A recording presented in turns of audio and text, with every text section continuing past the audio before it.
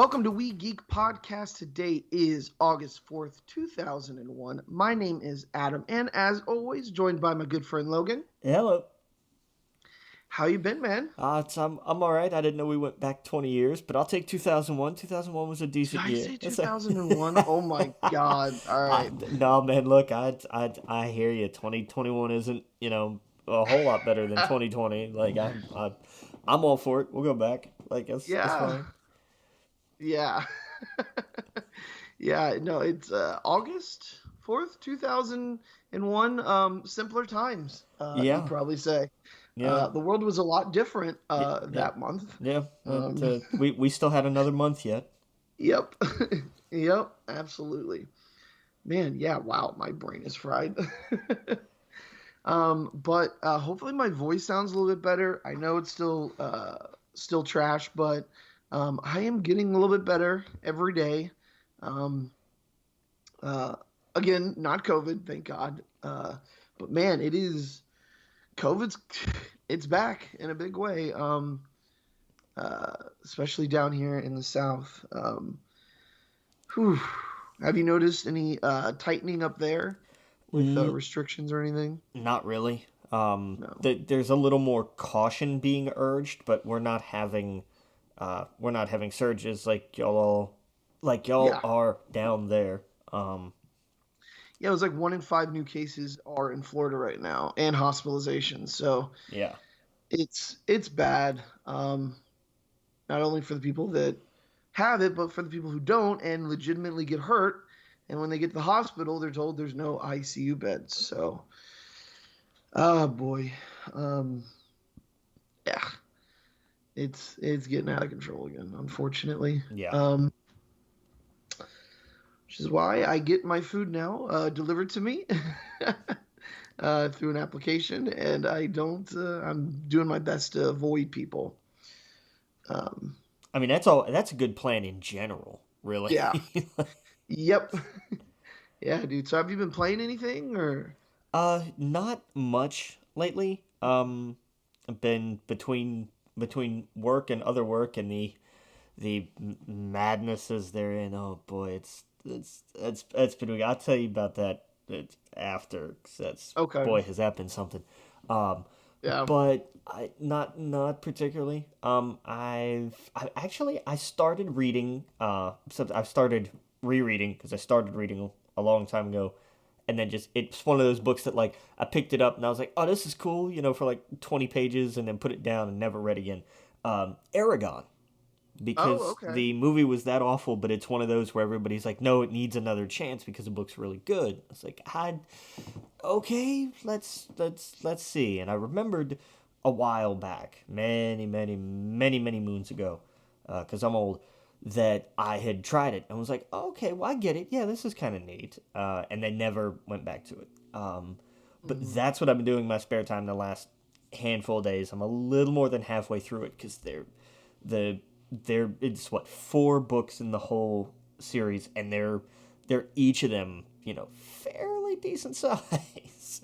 Yeah. But I've been rereading that, and it's good. It's very the one thing here is like, well, it's like a kid just made up D&D names and created a world. And I'm like, yeah, well, first of all, that's creative as hell, because I can't do that. But it's also, yeah, you look at these, oh, these are very D&D names, and some of the places are very Tolkien-esque names. It's like, and is that a problem? Like, it kind of everything fantasy winds up in uh, Mhm. that sort of mill when you get right down to it. But I've been enjoying it, and that's been my spare time this past week.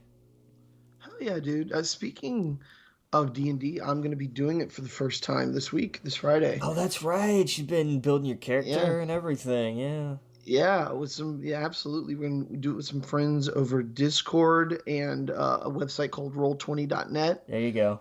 I'm going to be a ranger, a beastmaster. I'm going to have a giant cat, a displacement beast, which is like, I don't know, think like a Black Panther, but with like kind of purplish. I'm thinking, imagining, but it has like tentacles basically, and I think its description is the only place you know where the displacement beast is where it or I fucked it up.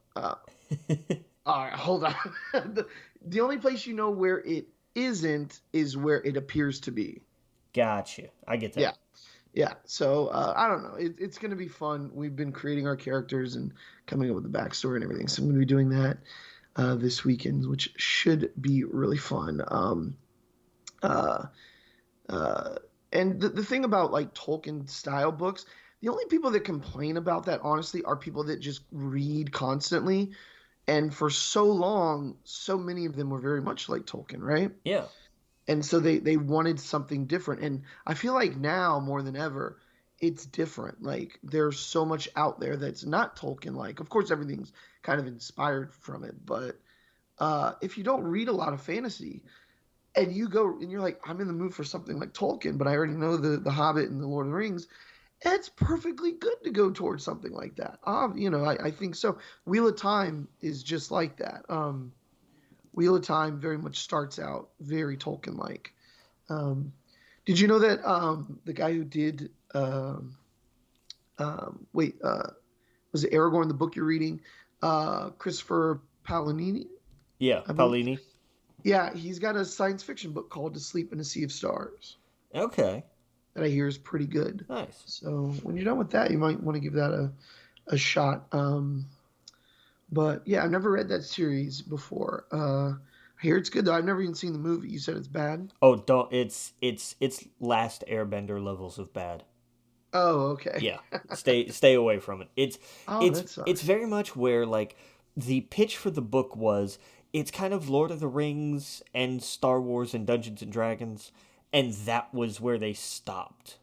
And it was like, oh, okay. So, we have the chosen kid and the mentor, and the family gets killed, and he goes off on an adventure, and he beats the bad guy at the end. It's like that's sure, but the book is a lot different than that. Oh Like yeah. they really just heard the comparison bullet points and said, "All right, cool, we'll make that movie." And it's like you don't even know what the book's actually about. It's Right. it's so it is so very bad. Um, Oh yeah. but But it fun. Here's a couple of fun pieces of trivia for you. On August 3rd, 2001, which was a Friday, there were two movies that came out, which will now make both of us feel very old. You ready? Hmm. The Princess Diaries and Rush Hour 2. Oh Rush wow. Hour 2 is 20 years old right now. What? Yeah. I That I makes don't even know what to say. that makes me. It really makes me feel old. Rush Hour 2 is a 20-year-old movie now. That's crazy. That's absolutely crazy. That's the wildness. Hmm. Getting old for sure. Yeah, right. Um, I believe that speaking of Tolkien, I believe the new audiobooks with oh why my mind just went blank. The Smeagol, the actor, what's his name? He directed Andy Circus. Andy Serkis, yeah, is coming out. I believe next month. I was looking at that. I love the audiobooks for Lord of the Rings and The Hobbit. Hold on a second. Let me pull it up. Yeah, because he did the audiobook for The Hobbit. He did The Hobbit, yes, and I believe his version of Lord of the Rings will be out soon. Rob Ingus did the original audiobook for this series for The Hobbit and for Lord of the Rings, and I absolutely love those audiobooks. It's so different from most of them because it kind of just feels like your grandfather reading the book to you. Right. It's not like the newer ones where they're like it's way more involved. It's hard to explain, but it's really good. No, But the there's a difference between somebody sitting there telling you a story and like Mhm. an audio drama kind of thing. Yes, right, exactly, yeah. But it's really good. It's really good. I was just reading that yesterday, and there's some other Lord of the Rings news we'll get into in a little bit Yeah. that I'm excited for. But is there some new trailers? Yeah, we had a handful this week. Oh wait, hold on. I didn't even talk. I just forgot. I didn't even say what I did this week. Yeah, go ahead, man. Um, well, I didn't do much, honestly. It's been a busy week, so I haven't been able to do much gaming. But when I have, I've basically been doing um, a lot of Final Fantasy at this point. Nice. Yeah. What else? I know I did something. I finished up New World because that beta closed. Um, yeah, that's really it. Yeah, so I haven't done too much. I watched A Quiet Place The first one or second one? Part Two. Part Two. Okay. What'd you think? Yeah, I thought it was really good. Yeah. I thought they did a good job with telling a complete story. They also really just set it up for a third one. It ends with you're like, oh, okay, we got to watch the next one. I want it like it's almost set up like a TV show kind of where you're like, I want it next week, right? Yeah. But it's a really good story. I loved it. They go in so many directions where it's like I didn't see that coming, but of course that's the direction they would go in. Um, I don't know. I thought it was really well made. It is to me just a modern day Jaws, that kind of suspenseful thriller. Um, so unique. But yeah, I really enjoyed it. Nice. But yeah, just been hanging out, trying to avoid people, but at the same time trying to get out a little bit more. I'm really mad at Pokemon Go too with Niantic. We'll talk about that a little bit. Yeah, I heard a little bit about that. Yeah. Yeah, the rollbacks, uh, especially during this time when like with all these variants. I don't know. But anyway, don't get too negative. But yeah, let's get into trailers. Yeah. Did you see there was a second Let There Be Carnage trailer drop I this week? did. I like that it shows like we're gonna get a slightly different Carnage origin story, which I'm okay with. In principle, I think it's still gonna be the same. But I think uh, transmission wise, we're gonna see that it's different, and it's not exactly Venom had an offspring that ran away. It's that we're gonna see like because we see in the trailer like Cletus biting Brock, Mm, and I think yes. it's gonna be he gets some of that symbiote and it's in a volatile place, and so it Hmm. bonds to Cletus in a different way than it did with Eddie, that kind of thing. Um, Yes. but I like the look, and I love I because I went back and rewatched Venom a little while ago, and it's Mm, still I stand by what I said originally. It's a really great TV pilot, not so much so as a movie, but it's like this is a great first episode to a limited series. sure. But Absolutely. but the thing that I loved the thing that needed to be the core of it and and still looks fantastic going forward is the odd couple dynamic between Eddie and Venom. I really think they have hit the nail on the head with a fantastic way to do that dynamic, and I love it. Yes. Uh, yeah. I love that. I wish they. Watching the trailer, and I'm not. I'm pretty sure you thought maybe you thought the same thing too. My only problem with doing Carnage right now, Carnage, of course, it's peanut butter and jelly with Venom, right? It's and Spider Man. It just goes well together. Yeah. But visually, I feel like it's just too much going on the screen with the tentacles and the uh, just it's everywhere, and you have two characters that are doing the same thing, and it was the same problem I had with the first one visually. They're doing what they're supposed to do, right? Because that's what happens in the comics, etc. But I feel like it would just be. I wish there was an odd couple with who he was going against as well. I wish there was a yin to the yang where it wasn't exactly. It didn't look like him just red. Like, does that make sense? Like a different kind of villain that's not a symbiote, right? Right. I get where you're going, and I absolutely hear what you're saying. I struggle with who else you would throw in there. Anyone, any Spider-Man. villain at this point I think would go well. And I'm torn because of course it's got to be Carnage, but I feel like visually it's the same thing from the last film, so we've already gotten the same kind of look and feel. And this time it's like even more exaggerated. It's like just a splatter of red anytime we see Carnage on the screen. Just everywhere. There's tentacles like everywhere. And then you see Venom, who's a little bit smaller, it seems like. And maybe I'm just misremembering it, but I just remember in the trailer just constant red everywhere, and Venom starting to do the same thing, trying to go after him. But I don't know. I don't want to be too negative on it, but that was my thought when watching the trailer. I'm like, this is just so much symbiote just going everywhere on the screen at the same time. Kind of wish it was, I don't know, any other villain. Just so it looked different, if that makes sense. Right? No, it does. That makes perfect Yeah, sense. yeah. Because if it was, I don't know. I mean, even Spider-Man looked different from Venom. Different enough.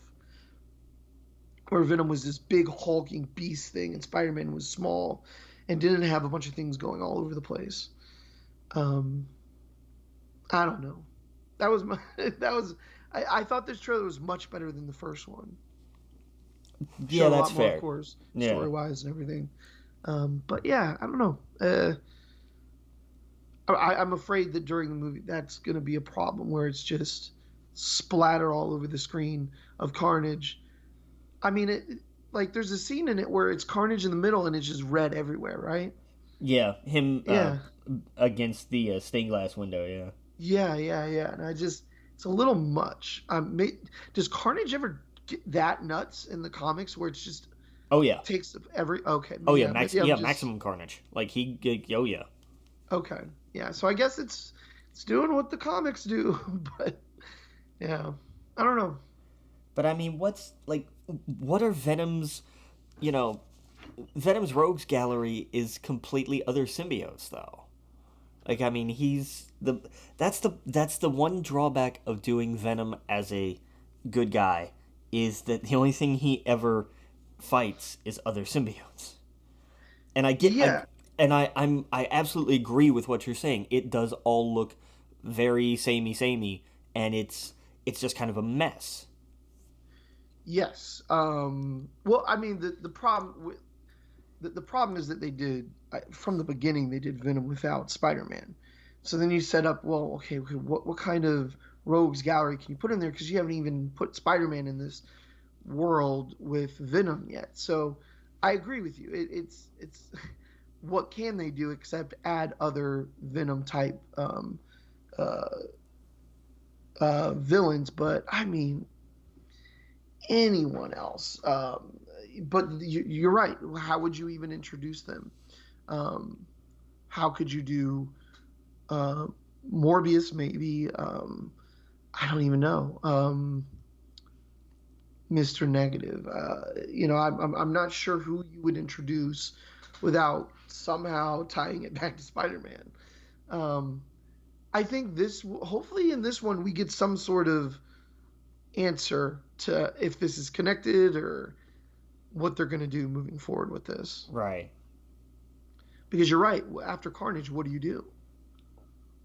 There's nobody. Like I'm trying to find. Noel. Noel's the only one. I mean, do you go straight to Noel after that? Like the King of Symbiotes? Is that how this one ends? I With Noel as Thanos in the cutscene? maybe. I mean, I don't After the know. movie. I mean, that would be crazy. Uh, that's where I think you go with this, right? Because they are doing heavy symbiote stuff. You're already at Carnage. You might as well go to the next one and skip like the 62 other ones that came after Carnage. There was Yeah. Riot. There was like just so many. But yeah. And I mean that just gets old. It's just the same thing over and over and Mhm. over again. But I mean, Venom as a good guy has no other enemies but other symbiotes. And Right. I don't know. See, I just I think making the jump straight to Null is I mean, that's big, and I don't think so. Yeah, I mean, I think they're gonna ride the wave. I'll say this: I would not be surprised if we get a hint at him in this movie at some point. I mean, they could be fun with it. Like you could have a gag where he takes down Stiltman or something. Like there's a ton of Spider-Man bad guys that are forgotten or Oh yeah, not like talked oh, about there's so much. many like Z grade rogues. Like oh yeah, Yeah, yeah, yeah, that you could totally bring and make a little bit more serious, or like that one with Stiltman, you can have it as a fun gag, where he's just it's a throwaway scene. But that would get a lot of fans like, oh shit, Stiltman, he took him down. yeah. uh, I don't know. I don't know. I'm looking forward to it because it's gonna be good. I think they're gonna do Carnage well. I like that I still maintain I like that they cut Woody Harrelson's hair. Uh, it oh was yeah, no, they that was a good decision. yeah. It's like that was too much. That was it was the wrong kind of wild. Yeah, That was the wrong kind of crazy for Cletus. But they yeah, yeah, I'm glad they changed that. And this, I'm here for the humor. You know, yeah. Eddie and Venom are funny, playing off of really playing off himself because Tom Hardy does both roles. But It's true, true. You know what? You know who I think would be good? Craven the Hunter with Venom. now you see, now you're talking. Especially since we know Yeah. that they're doing a Craven standalone film. Yes. Yeah, that would be just visually different. It'd be a completely different beast. Yeah, And you would have just like he's hunting down this thing that's been, you've heard whispers of this creature that's eating people in San Francisco. He's going to go, "Oh, I'm going to go hunt that down. I'm yeah. going to go kill that." So yeah, see that, yeah, something like that. That's why the Spider-Man movies I think are so well done. His rogue gallery is just so unique and completely different. Uh, so yeah, I don't know. I'm excited for it though. I don't want to make it seem like I'm down on it at all. I probably shouldn't have jumped just to that. I thought the trailer was much better. It got me way more excited for it. Um, yeah, I'm pumped for it. So Yeah. We yeah. also got we got our first House of Gucci trailer, and this just has award season written all over it. Oh yeah, But absolutely. just everybody in it looks like it's going to be okay. This is a cast. This is a performance. I mean, between you've got Lady Gaga, Adam Driver, Jared Leto. Mhm. It goes on. Al Pacino. Like Yeah, and it's going to be intense too. Like yeah. this is not going to be a fun little amusement park ride. Like this is going to get rough. Yeah, I'm excited for this. I know nothing about the fashion world. So a This lot of has this is going to be. Go ahead. yeah. This isn't about fashion. This is about murder. That's what I mean. That's Yeah. that's what I'm saying is I don't know anything of, like I know that there's a murder and whatnot, but I don't know the details. I Ooh. don't know really anything about it. So It's yeah. If I this because it's a story. It's quite yeah, a story. So this it was I'm looking forward to this. Like it should be good. it was one of those. Oh, this looks interesting. I don't know anything about this murder or anything like that, There you and I go. stopped myself from looking it up because I was like, I'm going to watch the There you movie. go. Fair Yeah, enough. because I was like, oh, well, I could totally ruin it for myself right now, but no, I was like, this looks really good, and I know nothing about that world, so I'm excited. Cool. Very very very Yeah. cool. Another one we got the funniest trailer of the week. Vacation Friends. I I had never heard of this. Apparently, it's a Hulu original, and it's going to be out in 3 weeks. It comes out on the 27th, and it looks ridiculous, and I'm here for it. It's just John Cena. Oh my God! When I was watching the trailer and they were talking John Cena being crazy and wild, uh, that's what I want. That's what I want to see. I'm absolutely always down for John Cena just being a ham. Like Yeah, absolutely because he does it so well. he He is really does. so good at just eating entire scenes. Like it's fantastic. Like he doesn't chew scenery. He just eats it whole.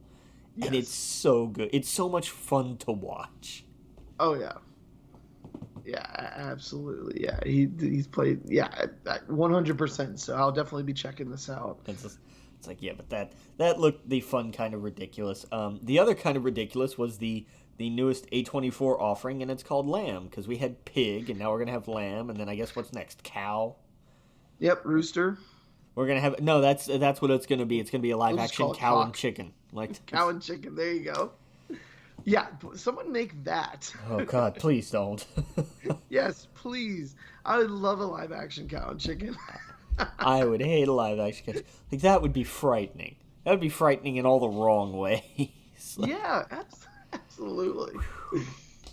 You could do a twist. You could literally do an A24 version of it where a kid just hears them talking, sure. and the parents are like, "What are we gonna do?" He thinks cow and chicken are talking. You can totally go crazy with it. But That red guy actually is the devil and everything. Oh yeah. yes, oh yeah, yeah. This trailer looked weird. It looked like an A24 film. Yeah. It's weird. You're like at first you're like, this is I don't like any of this, and then the more you watch it, you can't turn away, and you're like, this is intriguing. Where is this going? And then towards the end, you're like, oh, this is crazy. Yeah. Yeah, like an A24 film. Yep. Yeah. It's great. That's the perfect way to describe it. Yeah, the one I still need to see is The Lighthouse. Oh, it's so I good. really want to watch that. It is Yeah, really really good. We did a crew showing for that over at the theater, and it was worth it because it was one of those where like if I don't think I think if it had been up to me to find my own time to sit down and watch it, I probably wouldn't have. yeah, But when it was like, nah, this is what we're doing this week, and it's like, all right, fine, we're gonna be there. It's 4 or 5 of us, however many it was, and sat down and watched it. 'Cause really, that's what we're watching this week, and it was, man, it was worth it. It's weird, but it's still followable. It's yeah, not something where you're like, all right, I'm lost, everything is weird, and I don't understand the symbolism. You're like, no, it's two guys in a lighthouse, and they, you know, madness. It's like, yeah. oh, okay, sure, makes sense, I get it. And it's, Right. God, Willem Dafoe, when he he curses Robert Pattinson for not enjoying his cooking. Right. I've seen that clip. Yeah. God, it's magnificent, and he carries that kind of energy through the whole film because Yeah. it's Willem Dafoe, and Right. it's you watch that and you remember, oh yeah, Robert Pattinson is actually a really good actor. Yep. Like Yeah. he gets remembered for two things that he did where one where it was such a limited part he didn't really have anything to do, and the other one where it was just he was trying to make the best of a horrifying situation. Right. Um, but he's actually a very very good actor. Yeah, you need to watch The Lighthouse. It's really good. Yeah. It's really creepy and really trippy, but you can follow it. Like you understand like, oh, these guys go crazy because it's 1800s or whatever, and they're both stuck at a lighthouse. Like it makes sense in that respect, but the trip that they go on is something. Yeah. Yeah. That's what I hear. Oh wait, it's on Amazon Prime, so yeah, I'll be checking that out. This week. There you go. Now you're talking. Hell yeah. And one more trailer that we got this week was for King Richard about the Williams sisters' father. Yeah. And I like this is an interesting direction to come at this with. I didn't know this was how they would do it. But I am excited for this. Like this looks really good. They got Will Smith to play him, and it's really interesting now to see Will Smith in that era of his career where this is the kind of role he can play. It's not Yeah. the young guy whooping ass and saving the world anymore. It's the sort of wizened elder statesman sort of figure. And Yeah. I'm here for it. Like let's do it. But this looked really really good. Yeah. Yeah. It looked really good. Yeah. Yeah. Everything from this trailer looked good. But I'll definitely be checking it out. excited for all that. Excited for all that. You know who's not excited right now about what's going on in the movie world is Disney. They Yeah. so I'm sure people have seen or heard by now that Scarlett Johansson is suing Disney because Mhm. of bonuses she lost because of Black Widow. Now the thing is, this is not because I had to like we had a whole bunch of discussions about this at the theater. It's not like some sour grapes thing where it's just like, oh, the movie didn't do well, so she didn't get her bonus. That's not how it goes. What's happened here is the contracts that are negotiated originally would have been based on a traditional direct to theaters model, the way movies have been done for forever. And the bonuses applied to that kind of model. And then Disney went ahead and said, well, yeah, and now we're also going to put it on, Disney Plus with Premier Access. Well, when you change a distribution model like that and it affects portions of a contract, a legally binding and signed contract, you have to go back and renegotiate that contract because now you have changed things. And because of because of SAG-AFTRA and the fact that they're a union and have federal law that backs them, Disney has to go to the people who sign these contracts and say, hey, because we changed this, now we have to renegotiate the deal, so that the people in the movie are not going to get screwed out of their bonuses because of the way the distribution model changed, which is exactly what happened here. Yep. Disney decided to do what it is they do and say, how can we make more money? And look, nobody is saying they shouldn't have done the split deal that they did. The people are going to say that they shouldn't have because the second week box office total tanked because everybody then started watching it on Disney Plus. All I think that really did was show what was happening anyway. Big blockbuster movies like this hit hard that first weekend and then they fall off. Mhm. This one just had more of a fall off because of the Premier Access option. Yeah. It exacerbated a problem which already existed. But the legal issue here is that this contract was not renegotiated to the best of the public available knowledge. This is what's happening, and so Scarlett Johansson's looking at it and saying, "Hey, you guys screwed me, and I want my money."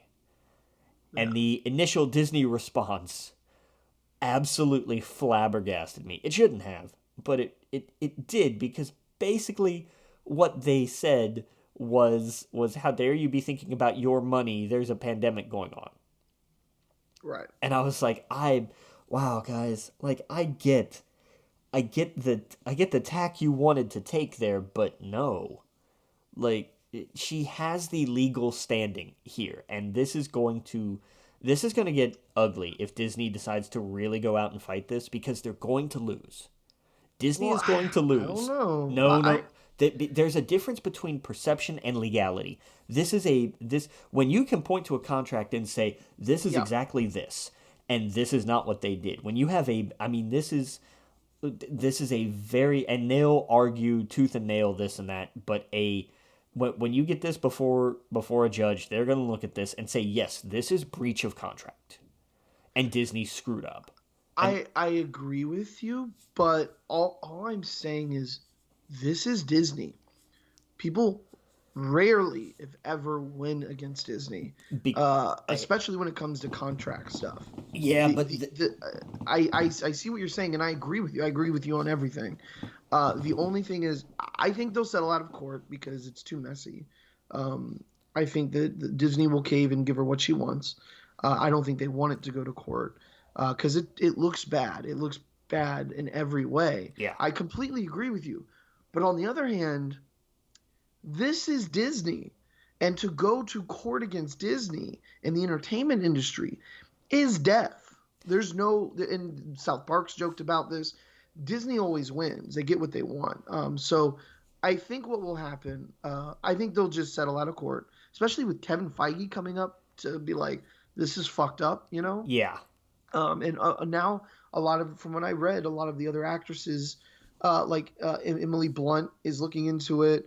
Emma Stone is also looking at her contract and considering suing as well. So I have to imagine Disney wants to make a deal, and And then moving forward they'll have to obviously include that in every contract that they do. I mean, what are they going to do with Spider-Man?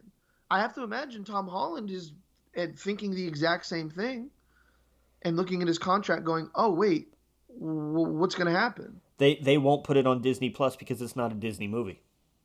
Oh, that's true. Spider-Man isn't. Yeah. Hmm. Oh, I So guess maybe Doctor Strange would be the next one. Or no, actually, there's like three more Disney Plus or Marvel we movies get before Shang that. Chi, the Eternals, Shang-Chi. and then Yeah. we get Spider Man, but then we get Doctor Strange and Thor 4. But I guess that's what I'm. Yeah, these are all brand new Marvel franchise. The thing is she's in a unique spot because she has been there since pretty much the beginning. She was in Iron Man 2. yeah. Um, they don't want to fuck over Scarlett Johansson, but I agree with you. I hope that if they do go to court, obviously I hope she wins, and I think she has every right to win. Yeah. I'm afraid that it's Disney. You're going against the biggest. I mean, the amount of lawyers that Disney has, And, and I agree with you in the idea that, man, you can't fight City Hall, yeah, but this isn't just somebody disgruntled with Disney going after them for something perceived. This is a big Hollywood name going after Disney for an almost open breach of contract yeah, with, I guarantee you, the full backing of the SAG-AFTRA union. Like that's a fight Disney doesn't want to pick. That's one where Disney will back down and they will settle, because if SAG-AFTRA decides, nah, Disney, you can't have us, people forget this is the whole reason that unions exist, is so that companies can't just pull a Vader and say, I've altered the deal, pray I don't alter it further.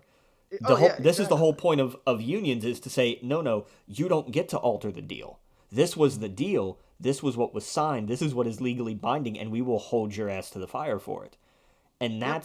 that's why I think that for the first time in a very long time, Disney has met a foe they would very much rather not fight, because they very well could lose, and lose not just this case, but also if the Actors Guild decides that Disney needs to be taught a lesson about this, they can really hurt Disney for it. Well, not just that. I have to imagine her co, her all of these actors that have been there with her in the Avengers. I have to imagine they're looking at this situation and they're going, are they going to stand with her? Are they going to wonder if they're going to get just as screwed? Yeah, it's weird. It's a weird spot, and you're absolutely right. I think that uh, she obviously has a case, and I hope she wins it. I'm just afraid that it's going. I mean, it's Disney, and people rarely win when it comes to contracts with Disney. Um, I don't know. I hope they I hope she gets exactly what she wants. Um, it seems like the no brainer. Just do the right thing. Disney has a long history of not paying artists, um, especially when it comes to like book rights and stuff like that. They historically don't, or years later after the fact. Uh, so I don't know. I hope she wins it, and I hope that all these actresses that I've seen their names thrown around stand up, with her and are like, hey, no, we need to come back to the table and fix this Yeah. and get the money that she deserves. No. Yeah, and for them to throw COVID in there, obviously people know the world changed, and that doesn't mean you get to take advantage of somebody. That doesn't mean that that's when you do come back to the table and go, okay, we need to talk about this. Yeah, I don't know. Be interesting seeing it moving forward though. Yeah. And it's the whole thing is like, all they had to do was come back and renegotiate and say, hey, look, we're changing the distribution deal, so we need to renegotiate how these bonuses work, because it's been done. What Universal had to do it because of the stuff that they put on streaming. I think with Trolls World Tour there was a thing, and there was with the Boss Baby being day and date. I think they had to go back as well. Like these are conversations that you have to have, and it's going to cost you a little more money. You're going to have to pay more upfront because there's going to be less back end. Um, and the problem is how Disney did this to themselves in that they yeah the we have the tangible numbers of the box office from the first week to the second week plummeting, and I do mean plummeting, in a way that we would not have seen without Disney Plus Premier Access. But Right. also, Disney shot themselves in the foot because they said, hey, look at how much money this movie made at the box office overseas and on Plus Premier Access. Yeah. They did it to themselves. Yeah. And so I agree with you. I think this won't actually wind up in court. It will be a settlement, but it will set the precedent of if companies are going to switch distribution models, they have to cross their T's and dot their I's. Yes. Otherwise, this is what's going to happen, and they deserve it. Yeah. So I don't think this goes to court and becomes a whole big thing. I think we get a lot of yelling, a lot of smoke, a lot of chest beating, and all that. And at the end of the day, Disney settles, and Yeah. They'll SAG. set It, make her be quiet. Essentially, that's what I think they'll do is have some sort of it's not an NDA, but what do you call it? Where like you can't talk about it? a gag order. Yeah. Gag order. Yeah, I think No, that's probably what they'll do. I think they will flat out refuse that idea. Because Oh, really? yeah, because SAG won't. I guarantee you, SAG won't allow it. They'll and if Oh, they okay. and if You're they right. I keep thinking there's a union. I don't know. My mind's been on Blizzard all week, so it's I keep fair. thinking about that. You're absolutely right. She has a union, of course. So And yeah. that's why this is such a much bigger deal. This isn't Yeah. just one person going after Disney. This is someone with the backing of a union after them, any powerful union. Like if SAG decides, hey, this is some crap that Disney's pulling with our membership. Hmm. They have options in terms of making sure their membership is not applicable to work at Disney, and Yeah. that's fucking everybody, man. Yeah. Like that's nobody in Hollywood that has a name is non-union when it comes to acting. Like Right. you just are. Right. So if SAG aftra decides Disney doesn't get our people anymore, Disney's up a creek. Yeah. That's true. So that's I mean again that's basically a nuclear option, but I if Up. I'm sorry. I was gonna say up a creek without a jungle cruise. yeah, right. But yeah, it's a bad choice of words. I know. I know. But but The bad it's joke I made. Sorry. that's all right. It's not as bad as some of the ones in the movie. I Oh no. it's no, but they're like I enjoyed them because they're my kind of bad. Yeah, I'm gonna be They're watching that this week. yeah, it's Yeah. it's good. I really enjoyed it. But yeah, they're it's going to this is going to potentially unveil a lot of how these contracts work and how they Mhm. need to work and what needs to be changed, and you'll see you watch the next time that that the Screen Actors Guild has a negotiation with the studios. I don't know how often they do theirs. I know the Mhm. Writers Guild is like every 3 years, I think, and but I don't know what the Actors Guilds is. This is going to be a big thing that's going to come up in these negotiations. So for their next Yeah. overall agreement, this is going to be part of it for Yeah. sure. Yeah. Absolutely. Yeah. Yeah. I completely agree with you, dude. But that'll be interesting to see going forward. Yeah. But, getting away from the movie news, we wandered to the world of TV with some unfortunate news, but not entirely unexpected. Uh, Doctor Who showrunner, I think he's the showrunner, Christian Bali, and Jodie Whittaker are going to be leaving at the end of next year. They're going to have Oh. they're going to go out on a trio of like one shot kind of specials, sort of the same way that Matt did with his. So at the end of 2022, there'll have to be another new Doctor, and I'm rooting for a person of color. I would love to see a person of color play the Doctor. Um, I guess Yeah. technically again, we had the Doctor, who was a black female earlier last season or the one before. Um, but it was it was just sort of a one off, really interesting. Like, hey, wait, I don't remember you. Who are you? I'm the Doctor. But when are you the Doctor? But Right. like kids, keep mixing it up. I've enjoyed Jodie as the Doctor. I have some issues with some of the stories that they've done and everything in terms of the lore, but her performance has been just absolutely spot on. Like, it's been phenomenal. Yeah, I haven't seen much of it. I gotta catch up at some point. Where can you stream the Doctor or H Doctor Who? HBO Max, actually. Oh, okay, cool. Pretty sure. Checking that out.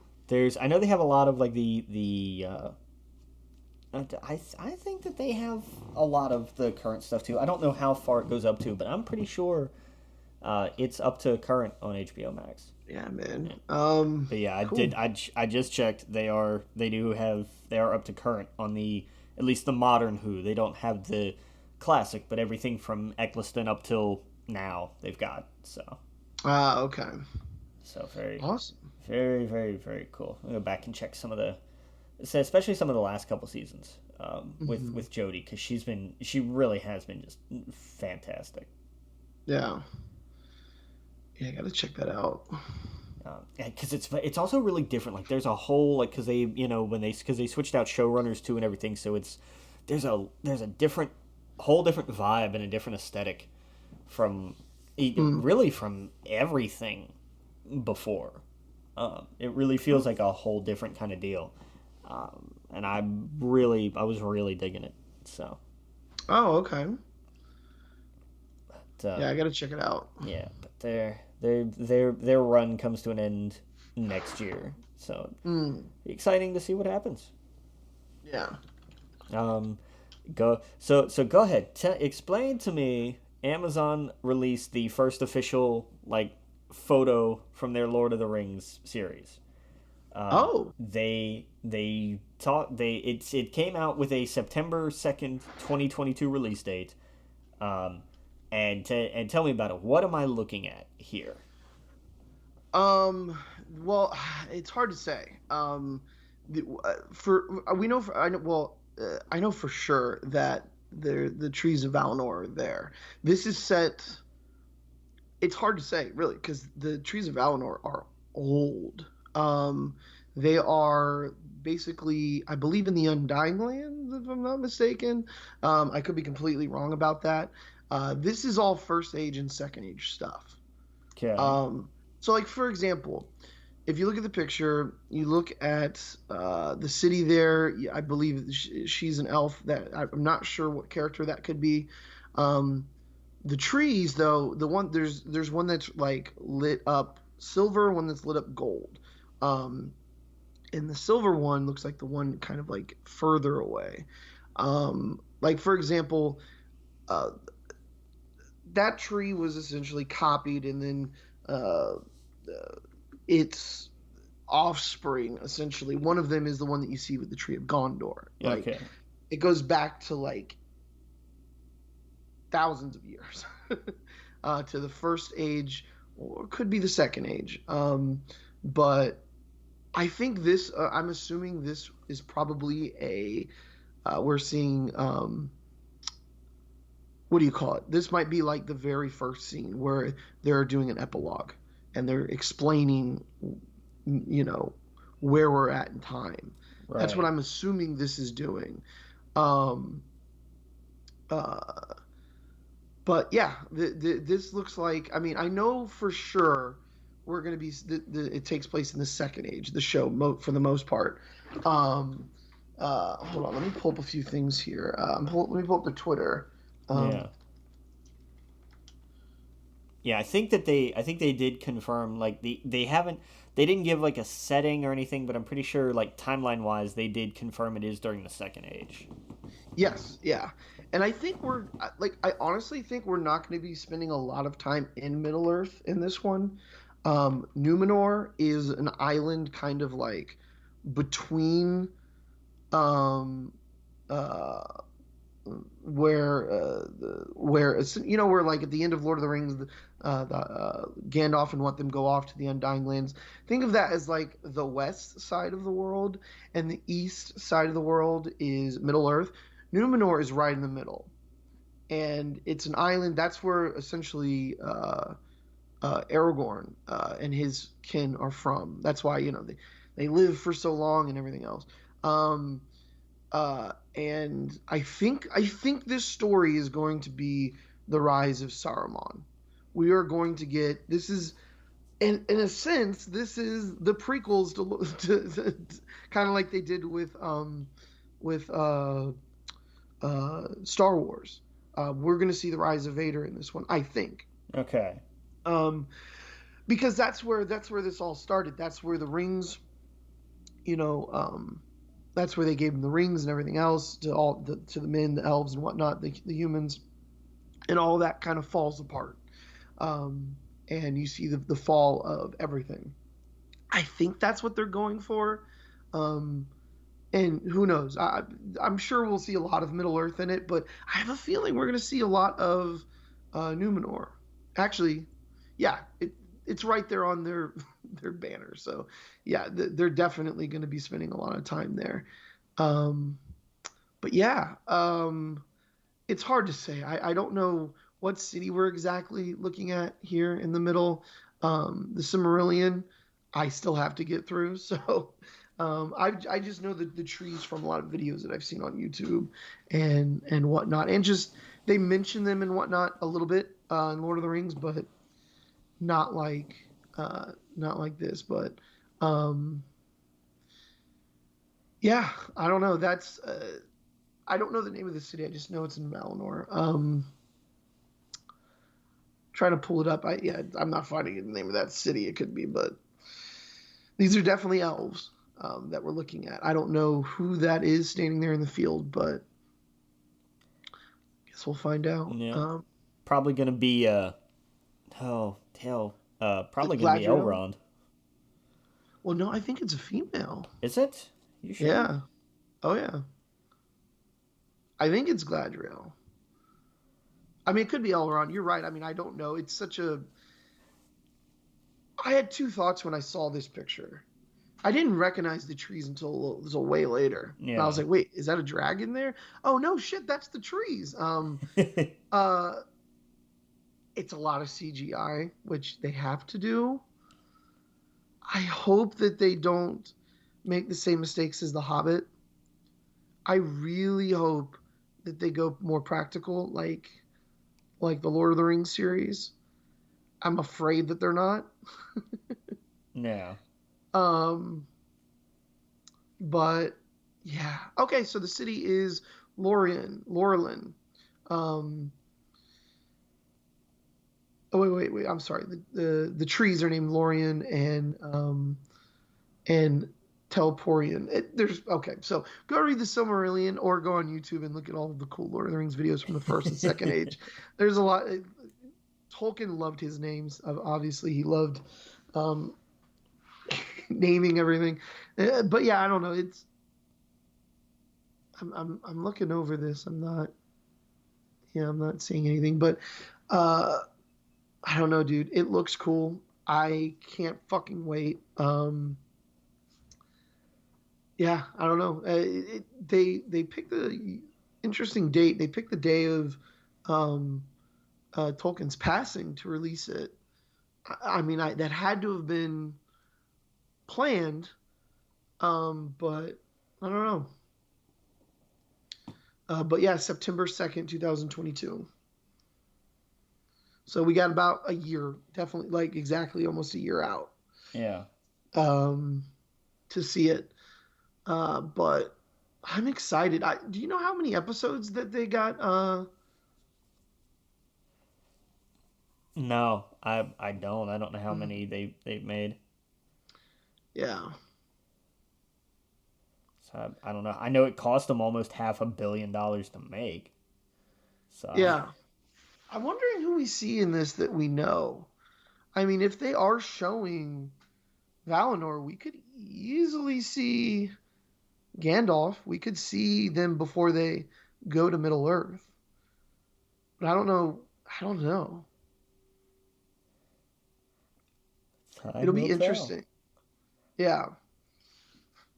Um, Obviously, some actors have passed on since the movie, so I don't know who we'd see or what they'll do. I have a feeling they're just gonna focus on the rise of Suramar. Or God, my brain just melted. Sauron. I'm looking over all these words. That's why. Yeah. Do we know? Obviously, Amazon's working on it, but is who's the studio again that worked on the original one in New Zealand? New Line. So it was Warner Brothers. Well, not New Line. I'm talking about um, that did the special effects. Oh man, Oh, there's a nut in the name, I think. Hold on a second. there's Um, there were a number of different VFX houses that worked on that. yeah. Hold up. Weta Digital. That's what I'm thinking of. Yeah, Weta. Well, Do I we mean, that's the thing. Like Weta does everything. Weta? Yeah. Are they go? Are they working on this one? I don't know. I will find out when they first have uh, credits, I suppose. Yeah. I would I would imagine, just because, like I said, like Weta is the when you think about VFX or talk about VFX, Weta is the name that everyone knows.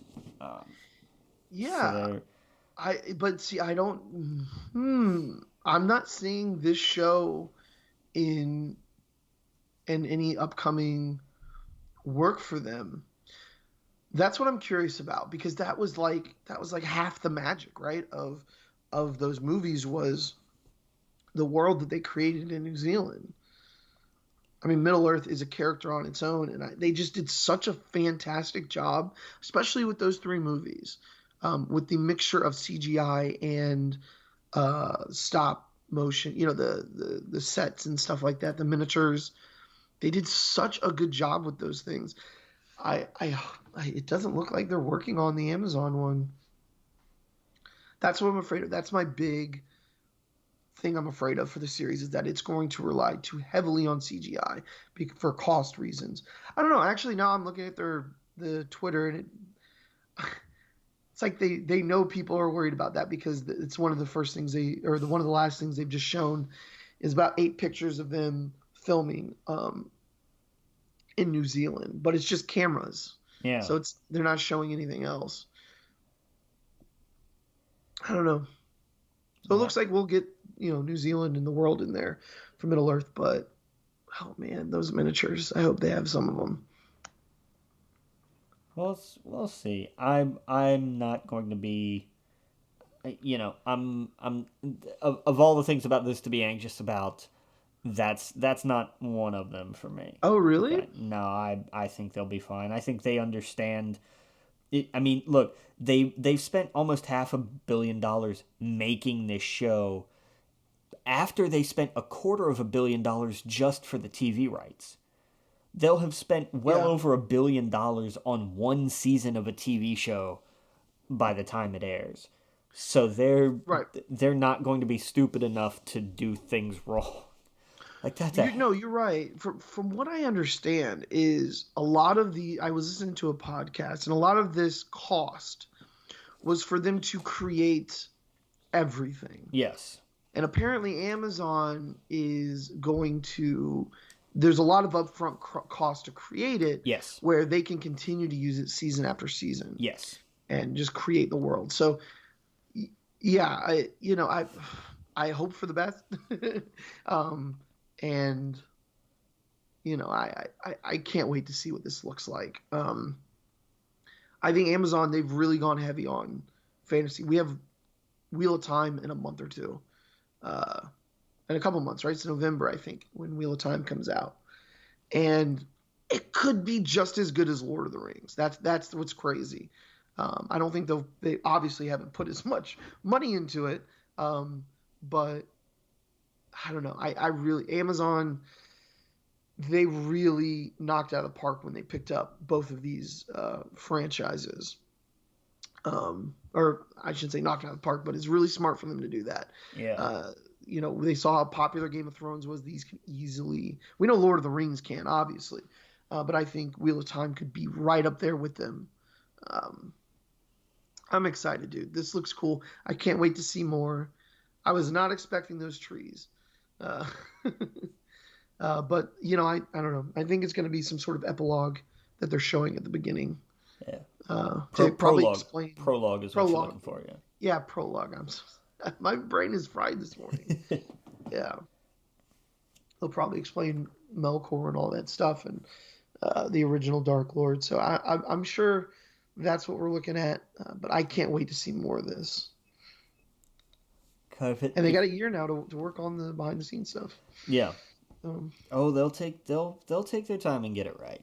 This, yeah, they're not going to do something half-assed with this.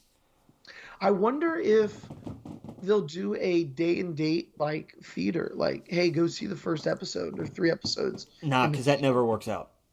No, No, never works out. but it's Lord of the Doesn't Rings. matter. Not it's not. It doesn't draw enough to justify it. It never Okay, does. Now they may they may be all right eating that cost, but it's not. yeah. Those things never make money. Well, maybe Amazon will own AMC by then. Who knows? No, I'm just kidding. Yeah, no. I'm kidding. I'm kidding. I just think that would be neat to see something like that in the theater. Um, Agreed. Oh no, I definitely agree. But yeah. those because they've done things like that before with other stuff, Oh and yeah. it never makes money. That's why you don't see it a lot. Remember when remember when they did the Inhumans in IMAX? Yeah, that didn't Right. work.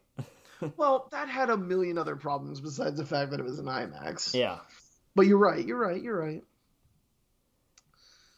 Man. but yeah.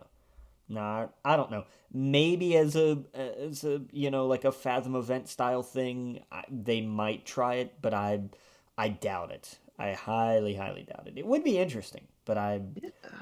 I think the problem is that would also kind of backfire on them in a sense of like people go see this in the movie theater and they walk out and they just go, "Man, how come we don't have any more movies?" Yeah. You know, I think there is that possibility. That's true. Now, from what I understand, Amazon just has the rights. They don't have the rights to the third age, right? No, they have the television rights. Um, Wait. yeah, So, they bought if I remember correctly, all that they bought were the television rights, which is why it's a TV show. I don't but does that mean? So, what does that mean? Can they go into the third age?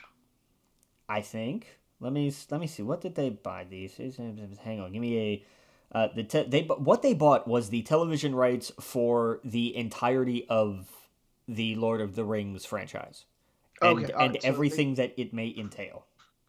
Okay. All right. Now I'm wondering, can we are actors from the movie? I don't know this. Are actors from the movie in this? No. Okay. So I'm wondering if would they recast since it's just the television rights? Kind of like how Possibly. yeah, two. That's I oh that gets a little tricky because New Line is also involved in this. Oh, they are. They are a partner in this. So is HarperCollins. So is the Tolkien Estate and Trust. Like you know, there's this is as in terms of licensing agreements. This is a knotted ball of yarn. But I don't.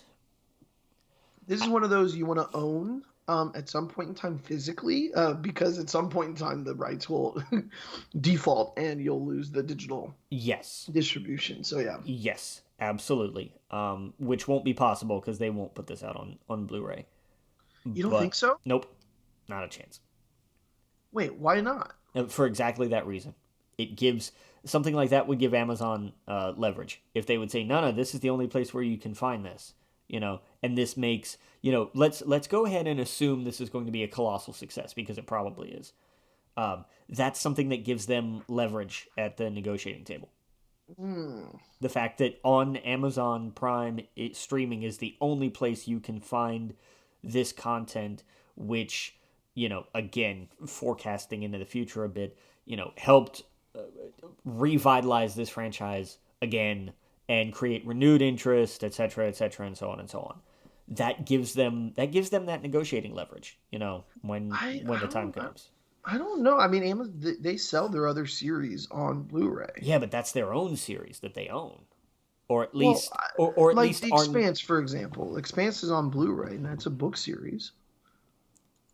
Yeah, but who like where else was that going to go? Remember, they rescued that series, that show. No, no, I know. I'm just saying, like every season is on Blu-ray. Yeah, that's I have to imagine we could make extra money selling this physically, and it will cost us pennies. nah, because then you can go off somewhere else and say, oh, I can find this, I can find this show on Blu-ray. I don't need Amazon for this. Yeah, but you're Like, paying Amazon. You're literally but going to their website first of all to buy it. not necessarily. Even if you're not, Amazon still makes money from that because it still goes to their pockets if you're buying it at Best Buy. Yeah, but the you got to think of this from a corporate standpoint. Like, yes, they still make money, but they lose the leverage of the only place you can find the stuff is on Amazon. So if the rights somehow if the rights somehow disappear and they're no longer able for some reason, now just because they would lose the rights to develop and produce future Lord of the Rings projects doesn't mean that this would go away. But that is a threat that Amazon could hold over, and say, well, if we don't have the rights to this, then we're not going to keep this on here because we're not going to be using this as a way for another company that we Mm. didn't like doing business with to be making money off of something that we spent so much time and money developing. If we're not going to have the same kind of piece of it, Okay. like, You know, it would be fun. A fun little bet, a friendly bet. okay, If a year after the series comes out, 2023 or whatever, okay, there's not a Blu-ray. I will buy you a season of whatever you want on Blu-ray, HD, whatever you want. all right, And if it is out on Blu-ray, you buy me the first season of Lord of the Rings TV show. done. Okay, deal. All right, there we go. Yeah, I really think they have nothing to lose. But you have a point. I get what you're saying. I wouldn't. Uh, I will say I won't be surprised if they do, because I yeah. because I see things from I see your point of view, and this is a way for them to make more money, and God knows Hmm. Amazon is not going to shy away from that. Yeah. I No. I just think that the idea of the rarity of it on digital gives them a little more negotiating leverage, especially when it comes to a franchise this big that everybody would want.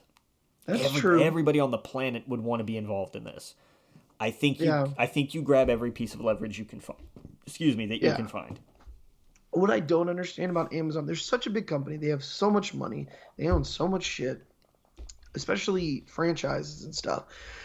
I wish at the end of a show that they own, there was a link to buy or an ad to purchase the comic, the book, the audio book. Like they don't do synergy well whatsoever. They're starting to. Oh, they are? There is a there when they have because I've been watching stuff on IMDb TV, which is through Amazon, and IMDb TV is free with ads. The ads that come up, if it's for like Progressive Auto Insurance or whatever, that's just an ad. But if it is for a product, in the top left corner of that ad is a here's the thumbnail of where to click to buy it on Amazon. Okay, so maybe my problem is I have Amazon Prime and that's what I primarily watch it through. And because the perk is you don't get ads, they Right. just don't have anything like that. Okay. I think I but I agree with that. I think that something like that does make sense. Like Yeah, put it in the credits at the end or anything. exactly. Yeah. I absolutely agree 100%. Yeah. Like, or even at the beginning, like, hey, a reminder, this is a book series.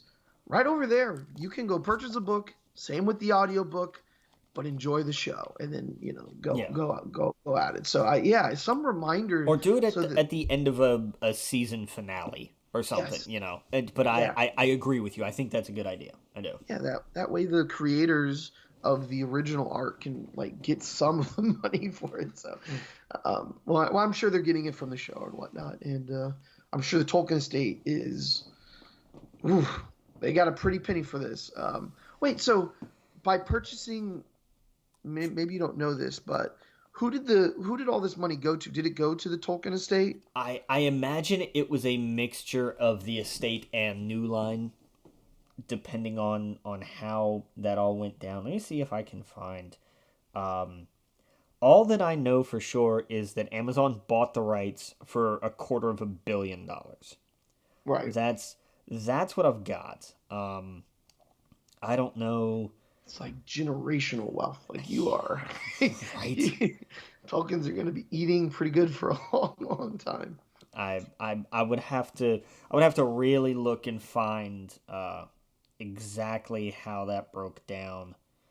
But I would imagine it was mostly to the estate, and then uh, and then some of it probably had to go to New Line. Hmm. Um, but I really need to see because they were like Netflix was up there with that too.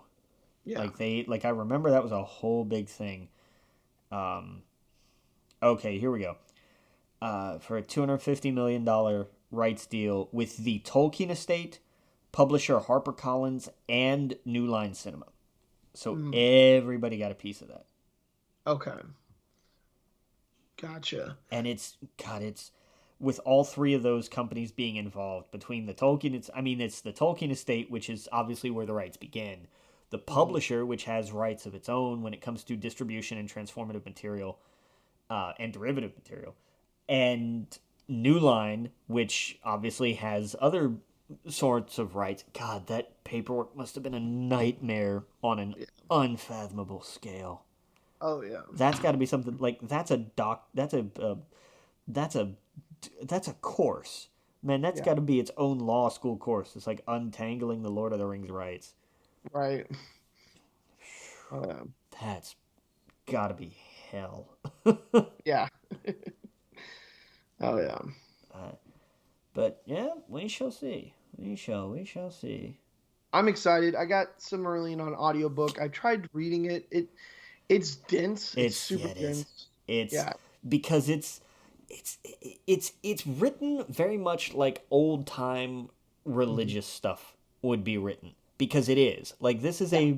this is something in the same vein of like the prose edda or something like that where you're Yeah. reading about the folklore and the creation and the theology and it's just Yeah. it's dense as hell. Yep. Yeah. So I'm thinking maybe an audiobook is a better way to go about it. So that's what I'm going to do. A lot of the stuff that I've gotten over the years is just, you know, checking out channels like In Deep Geek and stuff like that, which I highly recommend. He does like shorter videos, sometimes longer ones, where he goes just super deep into the lore of not just Lord of the Rings, but other things like A Song of Ice and Fire. And uh, I picked up a lot of stuff because I mean the time period of Lord of the Rings is so minuscule compared to everything else that happens in the lore. Oh yeah, yeah. Uh, It's yeah, it's basically like looking at the Civil War in terms of world history. Like there, yes, exactly. You nailed it. it is one tiny piece. Yes. Oh yeah, yeah. So, um, yeah, man, yeah, it's gonna be good. I can't fucking wait, dude. And that's the thing, I can't stress enough. If you are like, damn, this is like a year out, for the love of God, watch A Wheel of Time in a couple of months. It will give you that itch. Uh, it, I think it will. The books definitely do. Like 100%, you can tell it's like totally Tolkien inspired, but it does its own thing, and it eventually really ventures off from it. But it is in the same spirit.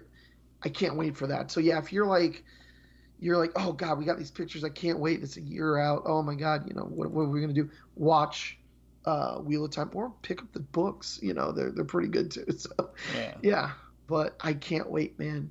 And I'm looking at the cast. There's so many names I just don't know, and I like that. Oh no, I love it. Like I look at these and I'm Yeah, like, I have no idea who any of these people are. That's awesome. Like yeah, I yeah, love being introduced to brand new talent, and especially in a absolutely. big way like this, where ensembles are part of the DNA of this entire franchise. Yes. Like that's I'm in. Bring it on. Yeah, and I guess a lot of people. I was, we were young when Lord of the Rings came out. There was a lot of faces in there I never seen before. Of course, some of those actors are legends, right? And they were legends before Lord of the Rings. But there was a lot of them that I just didn't know. And now, of course, all of them have gone off to do their own giant careers. So that's what's really exciting about this is all fresh, from what I can tell, fresh faces. Uh, and yeah, dude, I can't wait for this. Okay, so it says 8 episodes for a lot of the actors, so I'm thinking maybe there's 8 episodes Yeah, for they've the first season. it looks like because they have directors confirmed for 8 episodes. Yeah. Oh yeah. Okay. So it's if it's just and again, that's 8 hours and change maybe. Assuming every episode is around an hour. Yeah. Maybe your premiere and finale run an hour and a half, Yeah. but for 10 hours of TV, yeah, I'll take that. Yeah. I mean, hell, Oh the yeah. entire film trilogy was about that long, right? Right. Exactly. Yeah. Not even including the extended editions. Right. um. And yeah, now that the world is built, now that the sets are built, now that the costumes are made, they'll be able to hopefully pump this out every year. Yeah. No, I think Uh, because I think they've said they're looking at it as a 5 season show. oh, really? Okay. Yeah.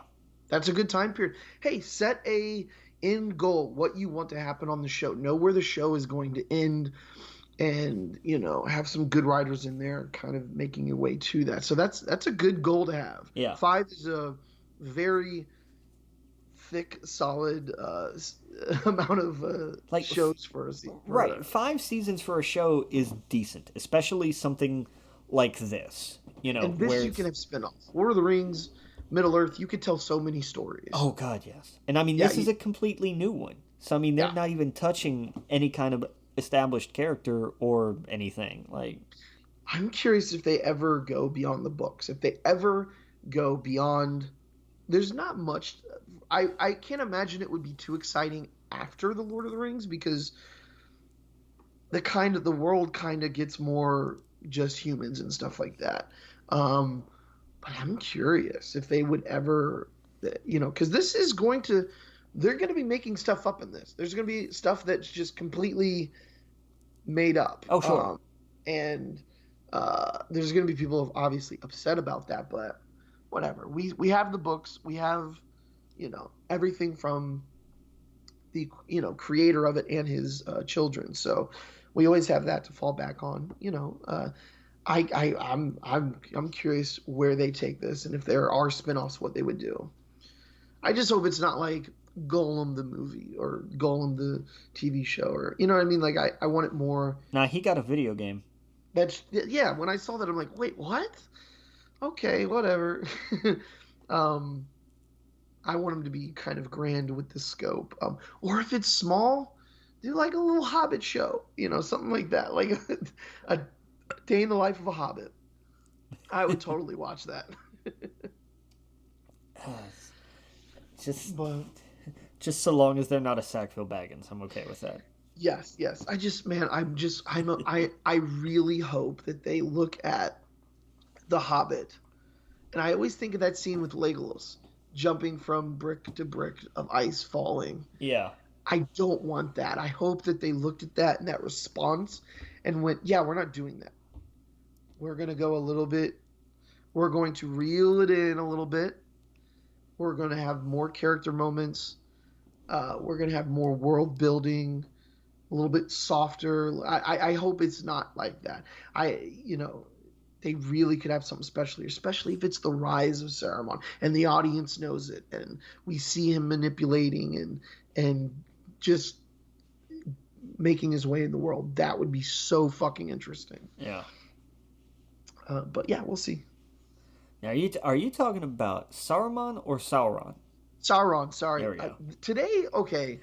All right, that's like the 18th mistake I made. I'm so sorry. I just given everything, I wanted to make sure who we were talking about here. Yeah, that's the thing. He's, of course, he's unfortunately passed away. How are they going to do that? I don't know. I don't know. I'm assuming we don't see any of those characters. I doubt. I don't think we see any. I think we see very, very few film characters. They've confirmed somebody cast for Galadriel, but again, this is thousands of years before Lord of the Rings. So right. the idea of recasting is not, some giant heresy in this respect. It's not like, it's set 10 years before, but they look completely different. No, this is millennia before any of this. They're going to look a little different. Right. Absolutely. It'll be...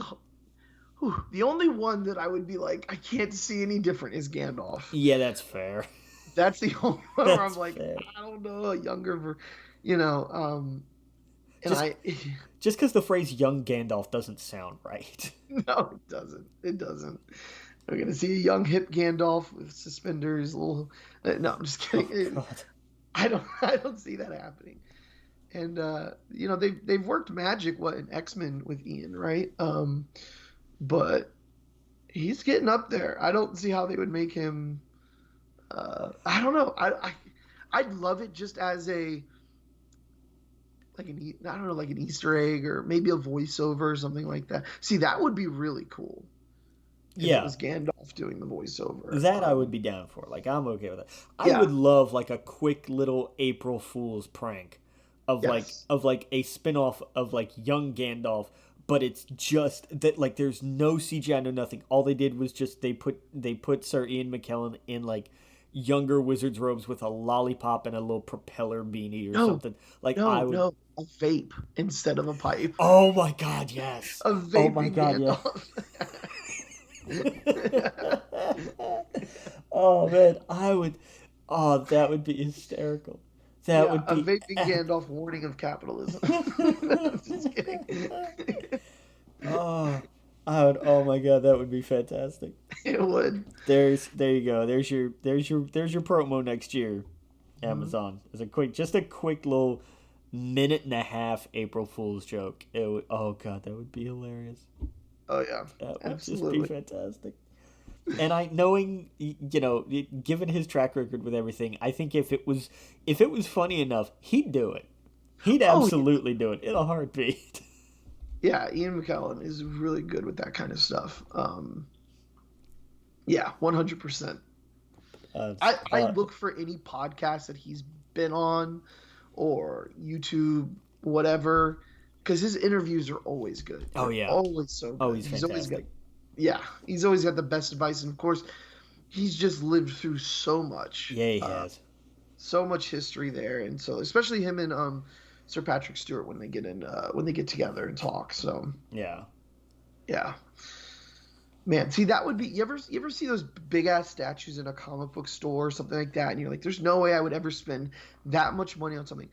That's the one thing. It used to be Warcraft. We won't talk about that. There used to be some Warcraft statues I'd want, but I would love a Gandalf one. That's fair. Like that was Ian McKellen, because it's just, I don't think there's ever been a more perfect casted, I don't know what you would say, a perfect character that's been casted. Maybe Captain America, but he kills that role as Gandalf. Well, the counterpoint to that is his counterpoint, which is Patrick Stewart as Professor X. Oh, that's true. I mean, that's, it was. Yeah. I love the story of when they had that first meeting with Sir Patrick Stewart about that. All they did was set down an X-Men comic in front of him, and his response was, "What am I doing on the cover of a comic book?" Right. And immediately they just went, "See, we told you." Like, yep. Oh yeah. You're absolutely right. Now, can you imagine? Because from what I understand, Christopher Lee he wanted to be Gandalf, Yeah, and boy, they that gave would have it been to. so different. Yeah, how different would that have been? Yeah, he really wanted it because, of course, he was obsessed with Lord of the Rings. Yeah. Um, but yeah, how different would that be? It still would have been dry though. Yeah, I don't it would have been very different, but so much of it would still have been the same. yeah, Cuz there was Christopher Lee has done some comedy before, and it is very dry. And yeah, it's there would have been slightly less warmth, I think, but not like, I don't mean he would have been a cold, heartless person, but I think there was just a little bit of extra something that Sir Ian brought to it. Um, yeah, but I mean, that would be interesting, though. yeah, That really would be. yeah. What if? Maybe Amazon will do a what if series. Oh God. No, no, no. I'm kidding. I'm kidding. But Uh, yeah, I'd love a Gandalf statue. yeah, that'd be all right. Yeah. That'd be all right. Uh, Yep. but talking about spin-offs and other series and everything, did you see the first promotional photography from Hawkeye Yeah, it was looks released? cool. Yeah, when they went full in on, like, oh, by the way, that's Kate Bishop. Like, they're, Yeah. they're not Oh yeah. hiding the damn thing. No, Uh, no, not at all. and they announced the premiere date of November 24th. Yeah. So was that just after Thanksgiving, the day after Thanksgiving, or a week after or something? Hmm. Because that's always around. Thanksgiving's always around that time. When is Thanksgiving this year? So that I know exactly when to start really, really hating what everything's like at the theater. Because it's Thursday, November 25th. Excellent. This comes out the day. Oh, that's right. Because the Marvel series are going to be on Wednesdays now. That's right. Yeah. So cool. This is the day before Thanksgiving. Thank you very much. Now, I don't want to ruin. I don't. Okay, I'll say this. I don't want to ruin after credit scene for a certain movie, but that's going to be in this, correct? I imagine I that feel like character. I feel like that set up this. Yes. Yeah. Okay. Interesting. Yeah. If you know, you know. If you don't know, you'll find out. Yeah. But no, Watch Marvel I stuff, and I you'll see. absolutely feel like that was deliberately to set this up. No question. Yeah. Okay. So that'll be interesting. Yeah. But yeah, and people who haven't watched Falcon and the Winter Soldier were very confused because there were a lot of them. I heard a ton of, who was that? Oh, Oh really? yeah. Oh yeah. And here's the thing that Disney didn't expect. This is going to be a problem because not everybody who was watching the movies is interested in the shows. There Yeah. are You're. there are plenty of people I know who are Man. yeah, we like the movies, we go watch the movies. Oh, you go watch the TV shows too because they're all kind of connected. I don't really want to watch the TV shows. Right. I feel like there's a layer because there used to be the layer of people like us that read the comics, and like people came to us, well, yo, who is this? Well, this is crazy. What is this guy? It's interesting. Yeah. Oh, and now there's like another layer of there's a comics, then there's a TV show, and then there's the movies that everyone else sees. Yeah. So it's gonna be layers of asking, wait, who is this guy? Oh, he was on the show. Okay. Yeah. Yeah. And it's so that's yep. So the day before Thanksgiving. Okay, cool, fine, thanks a lot. Good, appreciate it. Yeah. But that Hey, do was. you know when the Guardians of the Galaxy Christmas special is? That's not this year, is it? I don't think so. I don't think they've actually made that yet. Okay, yeah. That I imagine will be next year. I think because I mean James been a little busy this year. Yeah, yeah, you're right. I was reading that he wants people to see that before they see Guardians 3. Yeah. So Holiday special. It's scheduled for next year. okay, cool. Yeah. It's Cool, cool, slated cool. for 2022. That'll be interesting. And we're gonna see some of them in Thor, so uh Yeah. that'll be fun. Yeah. It's after Love and Thunder, but before Guardians 3. Oh yeah. You guys expecting a lot of people this weekend for that? For yeah, Yeah. yeah. Suicide Squad. It all starts tomorrow. Yeah, they moved my schedule around a little bit so that I could be there tomorrow for the Oh premiere. wow. Yeah, it's we're gonna get hit. We're gonna get hit really hard, especially since the reviews are all good. Like So good. Yeah. we're gonna get creamed. Like it's not gonna be Mhm. fun.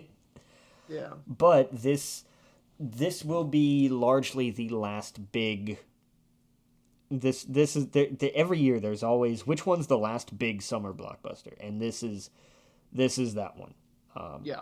I know it's not the last big movie to come out. I mean, we've got, but I mean, there's nothing big between now and Shang-Chi in September. Yeah. I mean, next week we have what Free Guy is the biggest budget movie. Like that's not gonna do gangbusters. Sorry, it looks Yeah. fun. It's not gonna blow up. Um, the week after that though, shit, I tried so hard to forget about this. We are gonna get hit because the Paw Patrol movie comes out. Yeah. We are gonna get wrecked for that. Because kids, and I hate kids and I can't stand kids. But they're awful, and the parents are awful too. Um, Yep. we don't have to clean up after our kids, man. Just let them do what they want. Yeah. Fuck you. Like, but so yeah, so we'll get hit for that. But I don't think, like, I mean, you know, Candyman's not gonna blow up huge. The Protege is not gonna be gigantic. You know, Yeah. I am gonna be really interested to see how Shang-Chi does. Yeah. Because that's gonna be an interesting, like, well, it's it's actiony, and so people show up and yeah, it looks like a Marvel movie, it feels like a Marvel movie, so we'll get people to show out for that. um, Yeah. but when we get to the Eternals, I really want to see how well that does. Yeah. That's one I'm gonna be really interested about. Yeah. But I don't know, we'll burn those bridges when we get to Okay. them. But yeah, All right. this weekend is gonna be hell. Like Yeah. it's gonna be bad. Yeah. But we'll get through it. We'll get through it. Hell yeah, dude. But we got it's the first week of the month, and that means all of the free games have been announced. Yep. We got Games with Gold. The two for August are Darksiders 3, which is available all month, and Ukulele, which is the not Banjo Kazooie game, but it is Banjo Mm. Kazooie done by the people who did Banjo Kazooie at a different studio. Right. Right. Right. Is the middle of the month to the middle of the month game from August 16th to September 15th. And the two backwards compatible games from the 1st to the 15th, it's Lost Planet 3. And from the 15th to the 31st is Garu Mark of the Wolves, which I honestly have never heard of before. Yeah. No.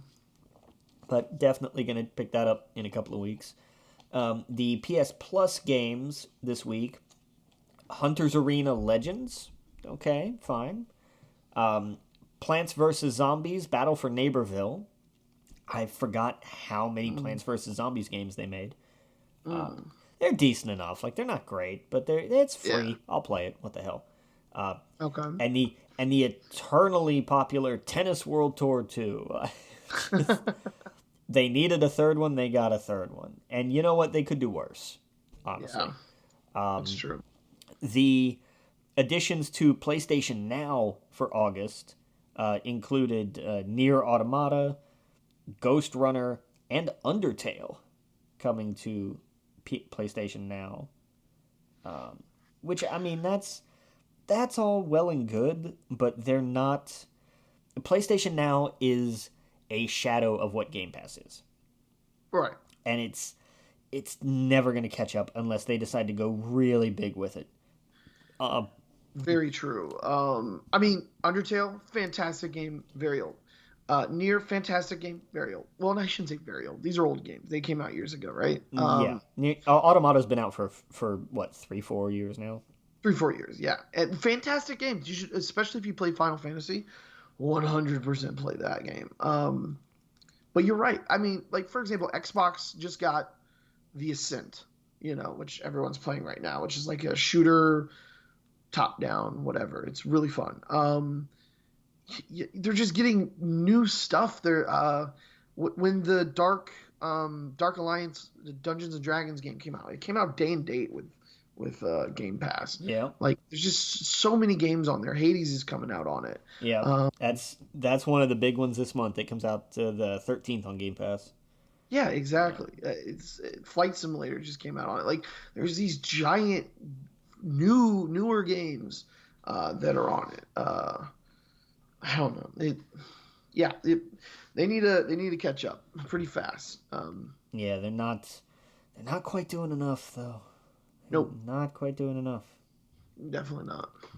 But you know, they'll either they'll get there or they won't, and I kind of think they won't. Yeah, The PlayStation Plus games offerings, the freebies, they usually tend to be better than the yeah, games with gold, but that's not a tremendously high bar to clear, and also it's no, not a guarantee either. right, Sometimes games with gold knocks it out of the park, no doubt. right. But I think that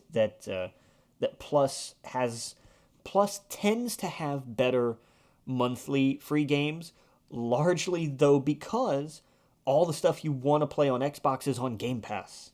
Yes. That's why, and it's because Game Pass is just better. It just is. Hmm. Yeah. But it'd be like that sometimes. Oh yeah. Oh yeah. Definitely. I'm gonna be. Oh, I don't even know if I can talk about it. Well, I'll tell you after the Okay. podcast. I'm gonna be playing an upcoming. I could probably say that an upcoming shooter. Tomorrow, I believe, actually is a day. Nice. Very cool. So that should be fun. But yeah. But yeah, I wanted to. I wish I could have gotten into the Rocksmith Plus beta. Like I am Oh yeah. I am mad hyped for that. Like as soon Yeah. as it's like, hey, this service is live, done. Sign me up. Yes. Like no doubt. Oh yeah. Which will probably have a couple songs on there, but not the point. But I'm sorry, you're gonna have to just you cut me off and start doing the thing, because otherwise I'm gonna keep making bad jokes. Oh, you're good, dude. Yeah, yeah. I don't know. Betas are fun. Contemplating what I should do about my Diablo 2 Resurrection. We didn't talk about the Blizzard news, did we? What? So where are they at currently? Last I saw was what Blizzard had hired some new legal team or something, and the employees revolted again because they weren't listening to what was going on. Yeah. Hold on. Let me pull that up. The who was it? Somebody from HR is gone, right? Like it was their head of HR, wasn't it? So their head of HR stepped down. Well, the head of HR stepped down. They feel Blizzard was not doing a good enough job. Um, uh, yeah, that's. Let me pull this up. So yeah, Activision Blizzard hires a union busting firm as workers start to come together. Article on Kotaku.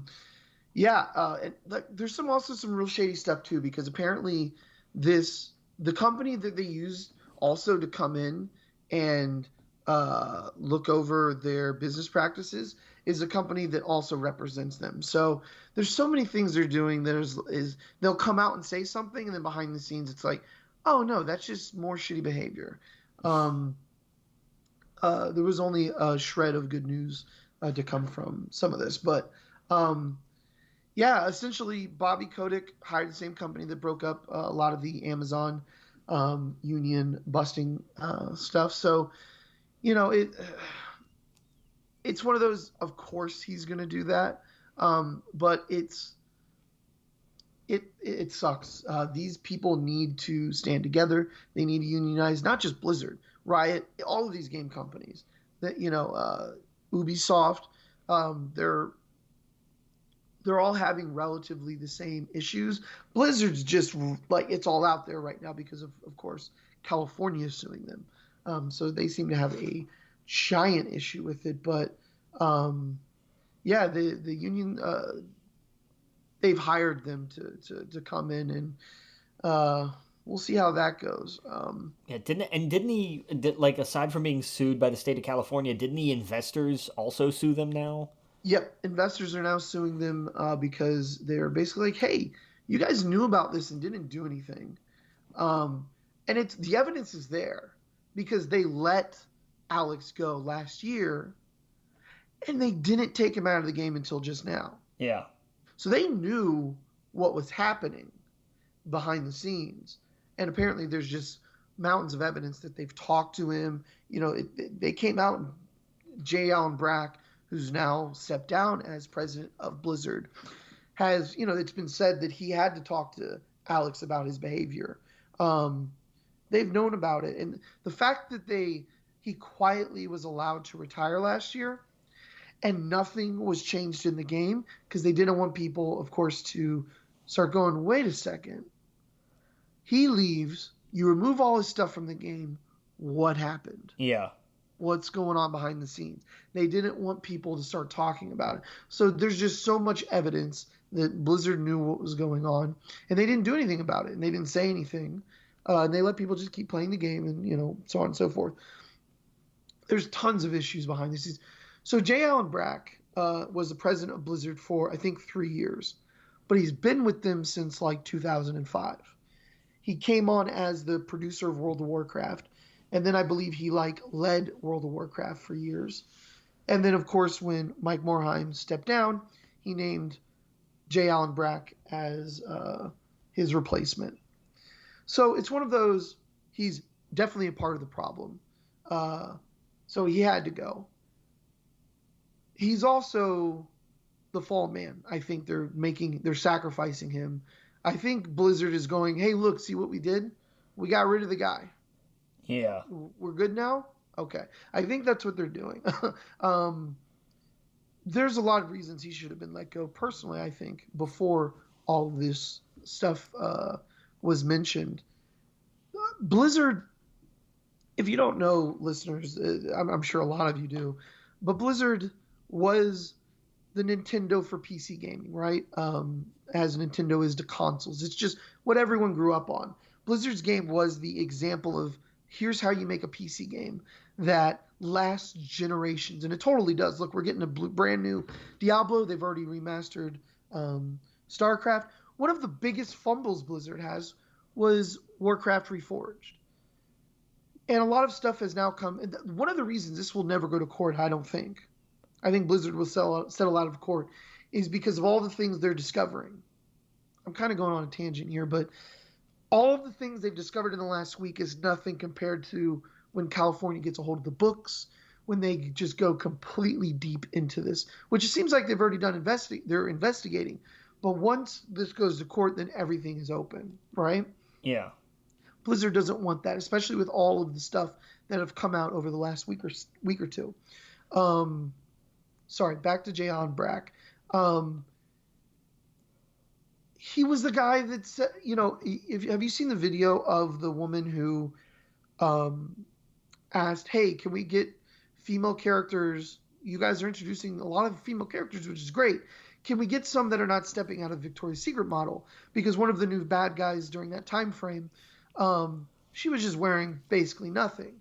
And he was one of the ones that was joking around, what catalog do you want him to come out of? Oh, yeah, and, he yeah. was fist pumping the air. Totally inappropriate. And I get it. It's from years ago, but it doesn't matter. It just shows that this has just been years of that kind of behavior, especially when he gets out and says he's against that kind of behavior, when of course he wasn't. Not just, of course, all of this stuff is terrible that he's done regarding these women, but he should have been out long before that as well, because if you look at Blizzard, 2018 is when he took over. Look how they fumbled Blitzchung and China. Look what the Diablo Immortal. That's all him. That's Blizzard. Warcraft 3 Reforged. Complete fuck up. And what's so messed up is they sold that game with with pictures and videos that never made the game. Yeah. They promised a million things that never delivered. Blizzard has not been in a good place pretty much since he took over and a little bit before that. And it's no wonder that behind the scenes these people are being chased around desks and they're being sexually harassed and all of the terrible vile shit that we've read. This should have been taken care of a long time ago. And so this is a step in the right direction, but I feel it's performative. I feel Blizzard is just doing it as here's our fall guy. Hey, look, we got rid of the Blizzard guy. Now it's more Activision taking over, or I should say more non-Blizzard people taking over. And I don't have a problem with that. I mean, I think on one side, yes, the Blizzard of old, it's gone. The problem now is we need people in there, and this is where I think they did something good. Is there's two reasons. It's kind of okay. So they put two people in charge. So they're going to co-lead Blizzard, Jen O'Neill and Mike Ybarra. Jen comes from was it Visceral Studios or Visceral Games? They were the studio that did Tony Hawk Remaster. They did the new Diablo Remaster. They did the Crash Bandicoot Remaster. Maybe I'm getting the name wrong. Are you able to? Oh, I'm sorry. Vicarious Studios. I'm so sorry. Vicarious that was Visions. It. Vicarious Visions. I'm so sorry. She actually got her start at Activision as a QA tester. She worked her way up, went to school, came back, became a producer, went on to LucasArts, and made her way around the industry, and then became, I believe, like the first woman to head a studio of what's it? The name I just went past it. What was it? Vicarious. Vicarious Visions. Yeah. So she has worked her way up. She knows what it's like to be at the bottom of the company and at the top. And so she just came in earlier this year when Blizzard, of course, purchased them. It was her studio who's doing this new Diablo game, which everything that we're seeing looks fantastic. It looks like the opposite of Warcraft Reforged. So she is definitely qualified, and her studio took beloved franchises and treated them with care and treated them with love and put out a good product, because I don't know anyone complaining about any of those three games I've mentioned. So I have full faith in her. The other one, Mike, he's from Microsoft. He's been there 20 years, so he's ton of experience. He's been there the last couple of years as vice president of Blizzard. He is completely obsessed with Blizzard games. Diablo. He has done a ton of Blizzard. He's done a ton of Warcraft raids. Like a few days ago, he tweeted that he did all Mythic Plus, and he's done the Mythic raid. Like, he is. That's what you want in charge of a company. Someone who is in love with the product. And I think it's a good thing that these two people are not old Blizzard. They are not. They've not been there with all of this harassment and all of this shenanigans. These are younger people, and I think this is exactly what they need leadership-wise for a team. For example, Mike was out there when they did the walkout, so he was there with them. He was there side by side with these people, and that's what you want in a leader. In leadership, you want them to be there. So that's the only bit of good news that I saw from this. I, of course, think this is Bobby Kotick's. This is he's basically Palpatine at this point. He's just slowly taking over Blizzard, even though, Activision Blizzard merged. That's why I think he put two people in charge. It's because he's really the president of it at this point. Yeah. So I like who they chose. I think that's a good step. It's a step of many that needs to happen for the people and the workers there. Bobby Kotick still hasn't addressed any of the things the workers have wanted, but this is a step in the good direction. It had to happen. J. Allen Brack had to go.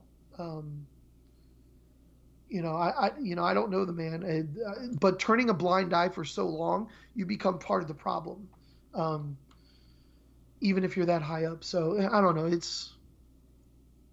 It sucks to see. I don't know. Not sure what else to say about it. Yeah. It's It's real weird because Blizzard games I own. I think I own every Blizzard game. It's There's a lot of Activision games that me and my brother still play. I feel guilty about it, but I don't know. I'm not gonna let these people take my enjoyment playing with my brother and stuff, especially in Call of Duty, away because of these weird perverted old men at the company. But it still makes me feel weird, right? It still sucks knowing what's going on behind the scenes. yeah. But yeah, that's basically the news. I'm sure this is going to keep unfolding. They just had their what do you call it? Their Investors call, right? It was what investors their call. quarter two investors call, I think, Oh was yeah. recently.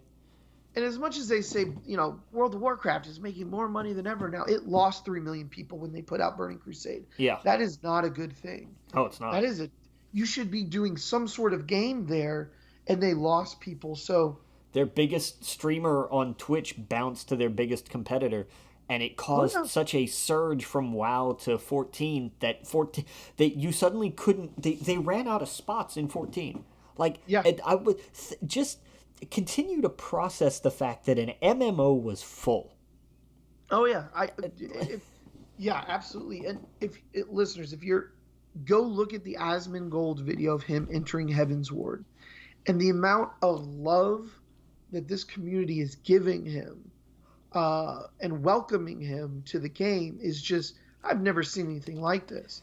And bet your ass these developers. He actually someone put on his Reddit, some Japanese developers uh, commented on his videos like, "Thank you for showing our game. Like, thank you for showing the world this stuff." So it's kind of crazy because never has the audience had so much sway in the way a studio can pivot and what they do.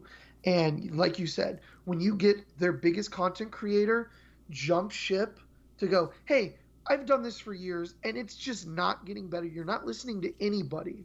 Like they're giving you free, what do you call it? Not Advertising, not publicity, all of that, but not counseling, but like feedback, feedback. support. Yeah, Yeah. you're getting some of the best feedback you could possibly get, even if you don't like how it's delivered. Asmongold, he can be rough, but he's honest when it comes to that kind of stuff. If it's dog shit, he's going to call it dog shit. And if it's fun, you see it. You see how much fun he's having, especially right now in Final Fantasy 14. Um, oh, I got married in it last week. I forgot. I said that. We had a wedding and our FC showed up. It was great. Like there's so many fun things to do in Final Fantasy outside of actually playing the game, like outside of doing raids and stuff like that. Right. It's so community driven. And Warcraft has gone so far away from that. And Blizzard used to be the community driven company. It has BlizzCon, for Christ's sakes. And they're at a point now where they don't give a shit about the community.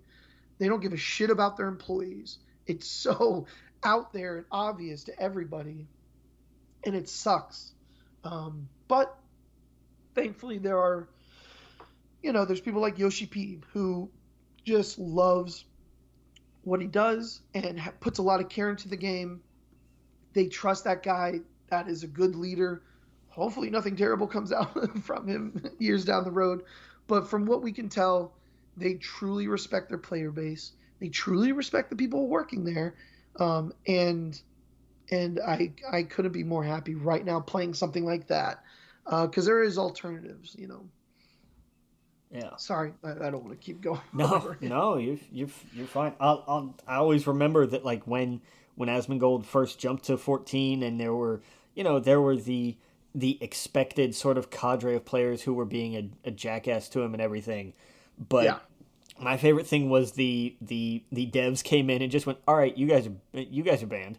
Yeah, Like you just guys are came in and harassing dropped him. the hammer on him, and it was one of those things where, you know, decades long WoW fans looked at that and just went, "Wait, they can do that?" Like, Yeah. Oh yeah.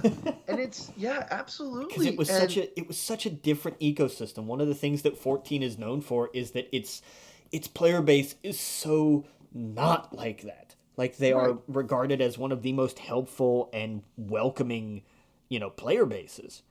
And Absolutely. this is why, because the devs don't take any crap. And I think, and this, I really feel like there's that it's a cultural thing.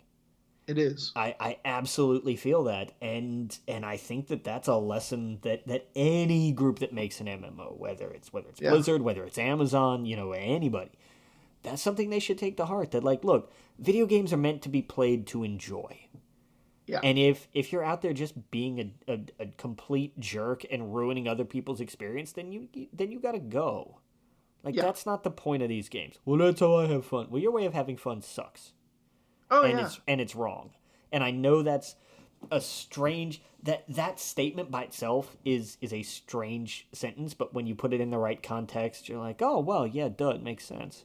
But Yeah. it's you know, And I think a lot of people are probably surprised by Asmongold, especially because when you first hear about him, the first things you get is he's toxic, he's whatever. A large part of his community can be for sure, but I think a lot of people are surprised to see, especially him enjoying Final Fantasy. I think a lot of people, including me, I didn't think he was going to like it. I didn't think he was going to like it because of how much story there was, and he's way more game oriented. yeah, But I think a lot of people just didn't think he would get into it, and he has gone completely into it.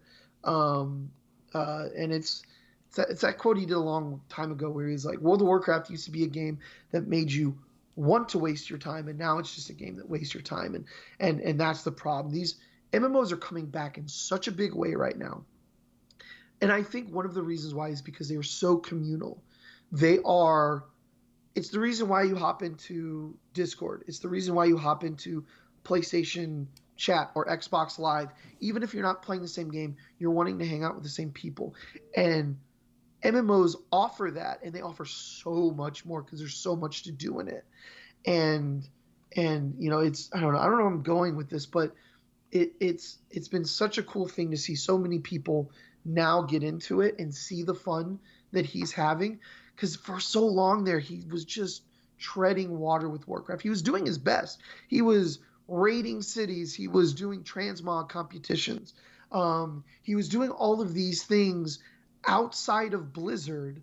He was doing all of these community things, which is why he has such a huge following. It's because he made the game fun. He made you wanted to play on his server because there was always something happening. And he's doing that with Final Fantasy now. They're doing transmog competitions. They're doing all sorts of things. I love the meme of now he has fans doing artwork of him and the usual suspects that are in his raids, like Dominic Toretto. There's this guy that fully has Dominic Toretto as his outfit, and it says as his tag he got the achievement trusted trusted someone trusted or something like that. So anytime the chat sees him on screen, they just start spamming family. Like it's grown a life of its own. Um, and it's been so fun to watch. He's having a blast do it, and like you said, the devs immediately squash that. They don't play around. Like you can't go into Final Fantasy and be toxic. You can't say things in chat like if someone's stumbling over words, you can't go, "Hey, do you speak English?" They'll remove you for a week. They don't play around with stuff like that. You know what I mean? And it's such a breath of fresh air because the WoW devs never did that. They let the most toxic, crazy shit happen, harassment wise, and they just let it go. And with all this stuff coming out, now it's no surprise behind the scenes of why they did that. I don't know. It's been crazy to see. It's been fun to see. And now, like I said, New World's coming out. You got Ashes of the Creation that's probably out in a year or so. You have a lot. MMOs are booming right now. And Final Fantasy got Endwalker in November, which is going to be huge. yeah, it is. Um, so Yeah, I don't know. You got ESO that's doing great. ESO is just they kind of have a new expansion every year. The Old Republic is still going somehow. God, is it? Yeah, it is really. The Old Republic, I feel like, is one that's just kind of like it just exists. It's like It so just many of them exists. now, where it's like it's a thing, and Yeah, it's because there's enough people in there. It's a small community, but there's enough in there that spends money because they're like, hey, once they introduce player housing and stuff like that, oh, everything just went up. All the things you can purchase. But yeah, these and like I said, these are very communal communities. You can't really do this in Call of Duty.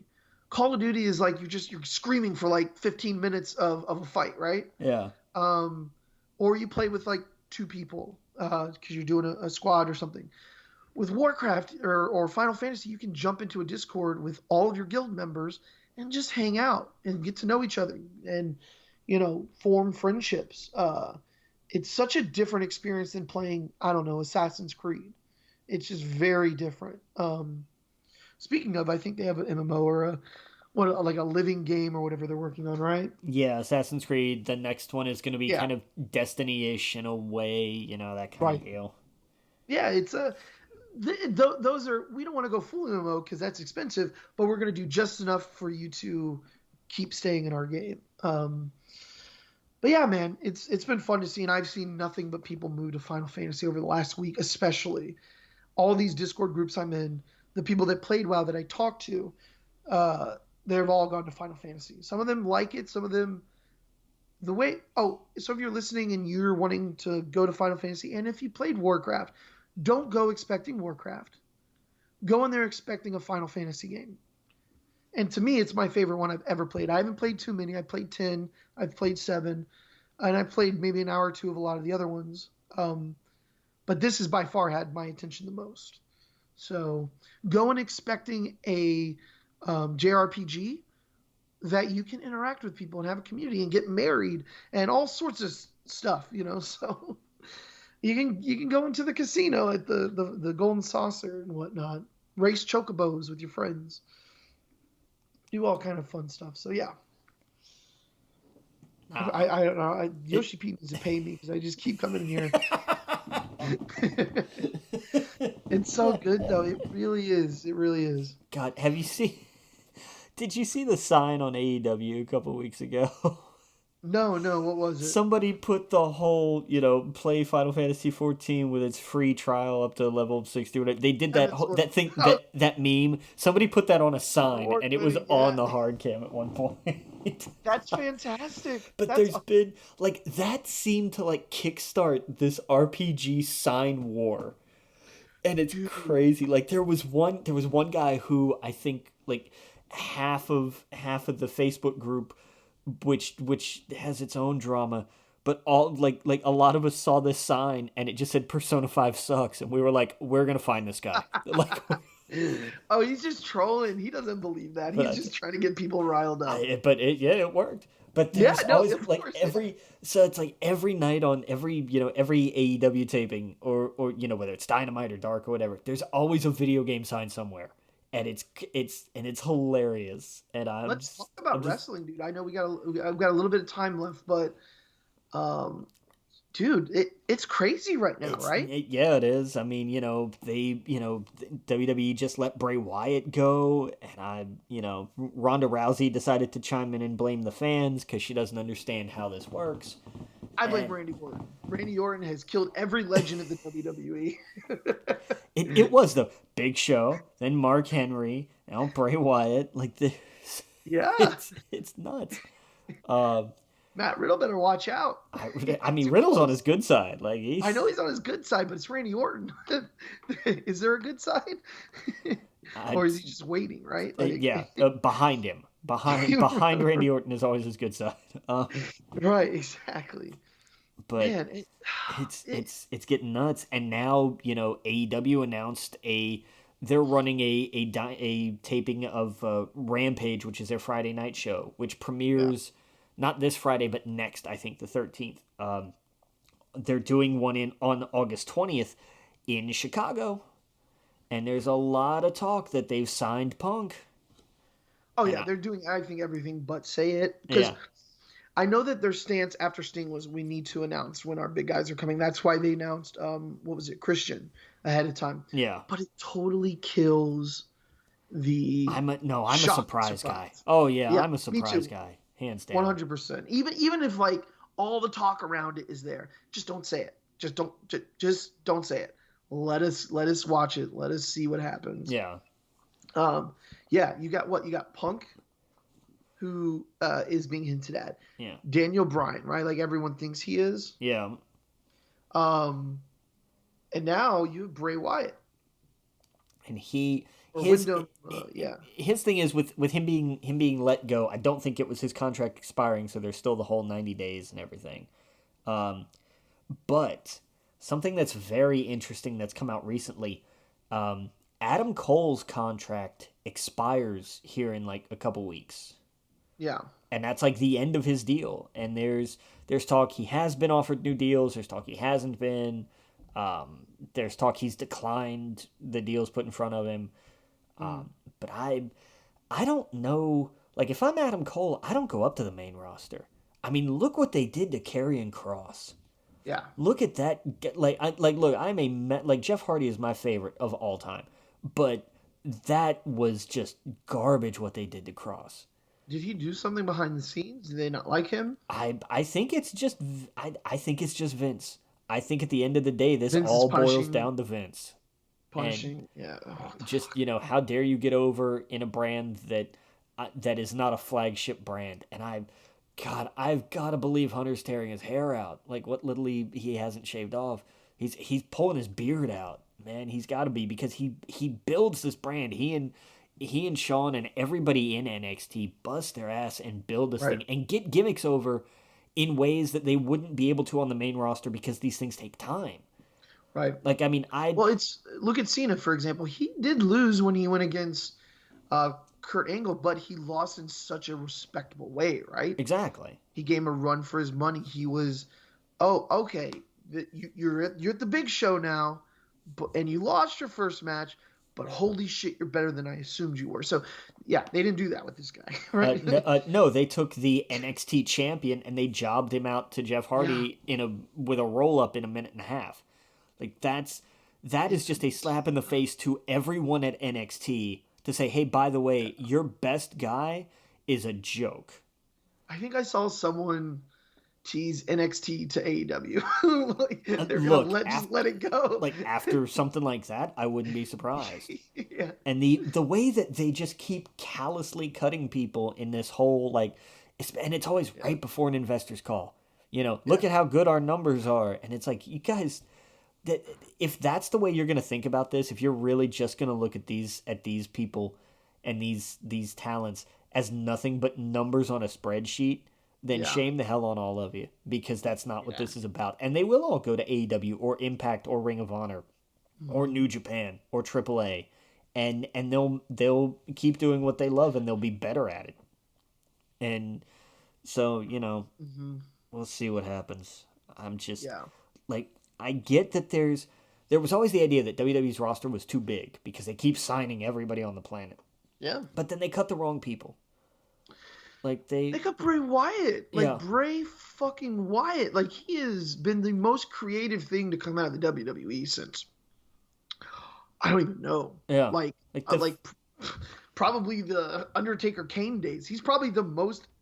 Yeah, yeah. I don't know. I mean, there's bigger performers like CM Punk and stuff like that, but creative wise, like there hasn't been anything like that since Kane. I think. Maybe I'm probably wrong. maybe Mankind. Mankind. Well, that was. Like that's I mean again, it's all around Yeah, that same kind of yeah, time. yeah. But yeah, like no, I'm with you. I'm trying to think and I That whole time frame with Kane and Undertaker and Mankind, all of that stuff was so creative. Man, obviously wherever he goes, he is going to be fun to watch. And does this change? Because there was rumors that Braun was being talked to come back. Do you think this changes things? Do you think Braun goes, no, I'm going with him? I don't think that changes that. No. No, No. I I I don't. I don't think. I think Braun would, because like even his Instagram was like, you already know. I think that was like his quote, and he's like, it was a picture of him embracing Bray Wyatt. And it may I don't know, but I Because you're just scorned. You've just been let go, and now someone like Bray's let go. What hope does he have if he goes back to that company of having any kind of security? yeah Even though it is the top dog, right? It is the one that should have the most security, but they just did that to you, and then they just did that to him. There's no member of the Wyatt family still there, and of course, one has passed away. yeah Um, but do you rebuild somewhere else? I Do would you? I would absolutely love the idea of a Wyatt family reunion as much as they can have Oh in yeah, in a storyline with the Dark Order. Like yeah, I feel like that would be, and not as a feud, no, but as an odd sort of partnership, just as this sort yes, of strange tense. And obviously they'll have to change what the Wyatt family is, but I mean everybody would know. yeah. Then Like you have they Daniel Bryant run out. Like, there's so many things you can do. it's like there's a ton that they can do to work with Mhm. there, and I just let creative be creative. Let these guys do what they do, and that's why AEW is working. Is that the Yeah, characters that they have are when something doesn't work, they don't just say, well, it was that crowd, we'll do it again and whatever. They go back and they say, you know what, why didn't that work? Somebody didn't yeah, believe it, somebody didn't buy it, somebody, or it was like, well, we tried to do it this way and it sounded good on paper, but it didn't work in practice. All right, where do we go right, from there? right. Like there's there And now they're taking over the WWE shows with "We Want Wyatt." I wish they would have sang, "He's got the whole world in his I hands." would yes. I saw that. I was like, "Yes, that's a great idea. That's what people should start singing." Yeah. Because you can't drown that out. No. Well, I guess they tried, right? They Yeah.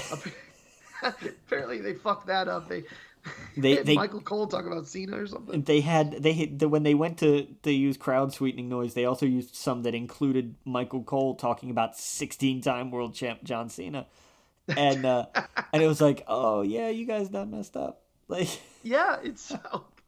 Oh man, and yeah, it's so. Yeah, WWE is a shell of what it used to be, and I mean, people are saying that they're trying to sell it off. What are you gonna have I left? don't believe for one single second that Vince McMahon is going to sell that company. I don't care what anybody else in that company says or does, or what the board decides, or what any executive vice president or president or talent relations manager. I do not care what any other person in that company says. Vince McMahon will never sell that company. Period. End of story. I Do you don't want believe it it. to sell? Do you What? think? Do you think it should be sold? No, no, I don't. I don't think it should be sold. In the same respect that I don't think something like the NFL should be sold. Like, I mean, obviously this is a television production company. At the end of the day, it's what WWE Right. is. It's a TV show, but it is its own classification of thing. Do you think And it'd be worse if it was sold? do what? Do you think it would be worse being sold, Oh, or do you think it absolutely. would be? Oh no, absolutely. Because because the companies that are going to buy it's going to be NBC that would buy it. And if instead of you had to listen to a company that was putting you on the air because you had a deal with them and then you could go somewhere else, that's one thing. But having to listen to the network because they own you. Nah, forget it. Like that's a Yeah. disaster. That's an absolute complete and total catastrophe. And Mhm. it would be just an abysmal thing. It Yeah. would be terrible. It would everything you think about when you think of censorship in wrestling and how everything became TV PG and everything got sanitized and yes, some like let's put the rose tinted glasses aside. The Attitude Era was not perfect, and a lot of the stuff that they did was Oh, crass and awful and shouldn't have been done. But they had the freedom to go out and explore and find things that worked and push the envelope. And yeah, a lot of times they pushed it too far. But and when it hit though, went that's it. When it hit huge. it hit. You don't Yeah. you don't get that you didn't get that with the TV PG era. Like that's why Mhm. people hate it. It's not because everything was bad. It's because there was nobody was allowed to go out and take risks and Yeah. see if anything failed. If it failed, it failed. But they weren't allowed to even try. And some of that attitude still is still very much a thing. But if you're owned by a network, say, NBC Universal buys WWE, then forget taking risks. It's over. It's done. Right. And then It'd probably be canceled. that that and that that is a legitimate concern. Yeah. If NBC buys WWE and 5 years down the road they stop making a crazy amount of money because of mismanagement by NBC Universal, let's say, they can pull the plug on it. Yeah. If they own this outright now, no, it's the absolute worst thing that could happen. And Yeah. for that reason, I think a lot of the people involved in WWE wouldn't want to sell, but the number one reason is Vince McMahon will not sell that company. Full Yeah. stop. The ideal situation is that he hands it to someone like Hunter that clearly is doing a much better job on NXT. Vince will never let go of control of that company until you will have Oh to. yeah, he won't until Yeah. he passes away. You will have to take. He will die at that desk, and I don't mean that in a prophetic or anything kind of way. It's just that's how he is. You will have to take this company from his cold dead hands. You absolutely will. And, Oh yeah. And that's I started talking to people that don't know anything about wrestling, and I was like, because it was brought up the Vince McMahon TV show, right? yeah. And I was saying just how crazy his life is, and they're like, "Well, give us some examples." And I started talking about the T-Rex and the sneezing, and they're like, "No way, somebody's like that." Yeah. And I was like, I like. They're like, is it just a work? Is it just, well, they didn't say work because they don't know wrestling, but they're like, do you think it's just like wrestling where is it's it just an act? Like, yeah, an act. No. And I was like, no, because almost everyone that's come out of the room is like, that's how he is. That's how much he has to control something. And you sneezing is you not knowing how to control your body. And he's furious about when that happens. So you don't sneeze in front of him. You don't do any of that kind of stuff. And they're just like, what? And I was like, yes. That's why there needs to be like a real show about him. Yeah. And how fascinating that would be. But yeah, he's a character. He is a character. Probably the biggest character that company's ever made. Oh, absolutely. Oh, no question. Yeah. No question. Mr. McMahon was and will be the greatest heel, I think. Agreed. In wrestling, yeah. Changed everything. Yeah. But dude, I don't know if we got any time left. I got to go. Got to get to work. But we'll talk about Jungle Cruise next week. So I'll definitely watch it. Yeah. Between now and then, that and Fast and Furious, because I think Fast and Furious is on Amazon or something. So I'll check that out. Make sure you go to our We Geek podcast on YouTube, Pandora, Spotify, YouTube, our Facebook group. Email us at wegeekpodcast@gmail.com. And we'll see you guys next week. Captain? Captain.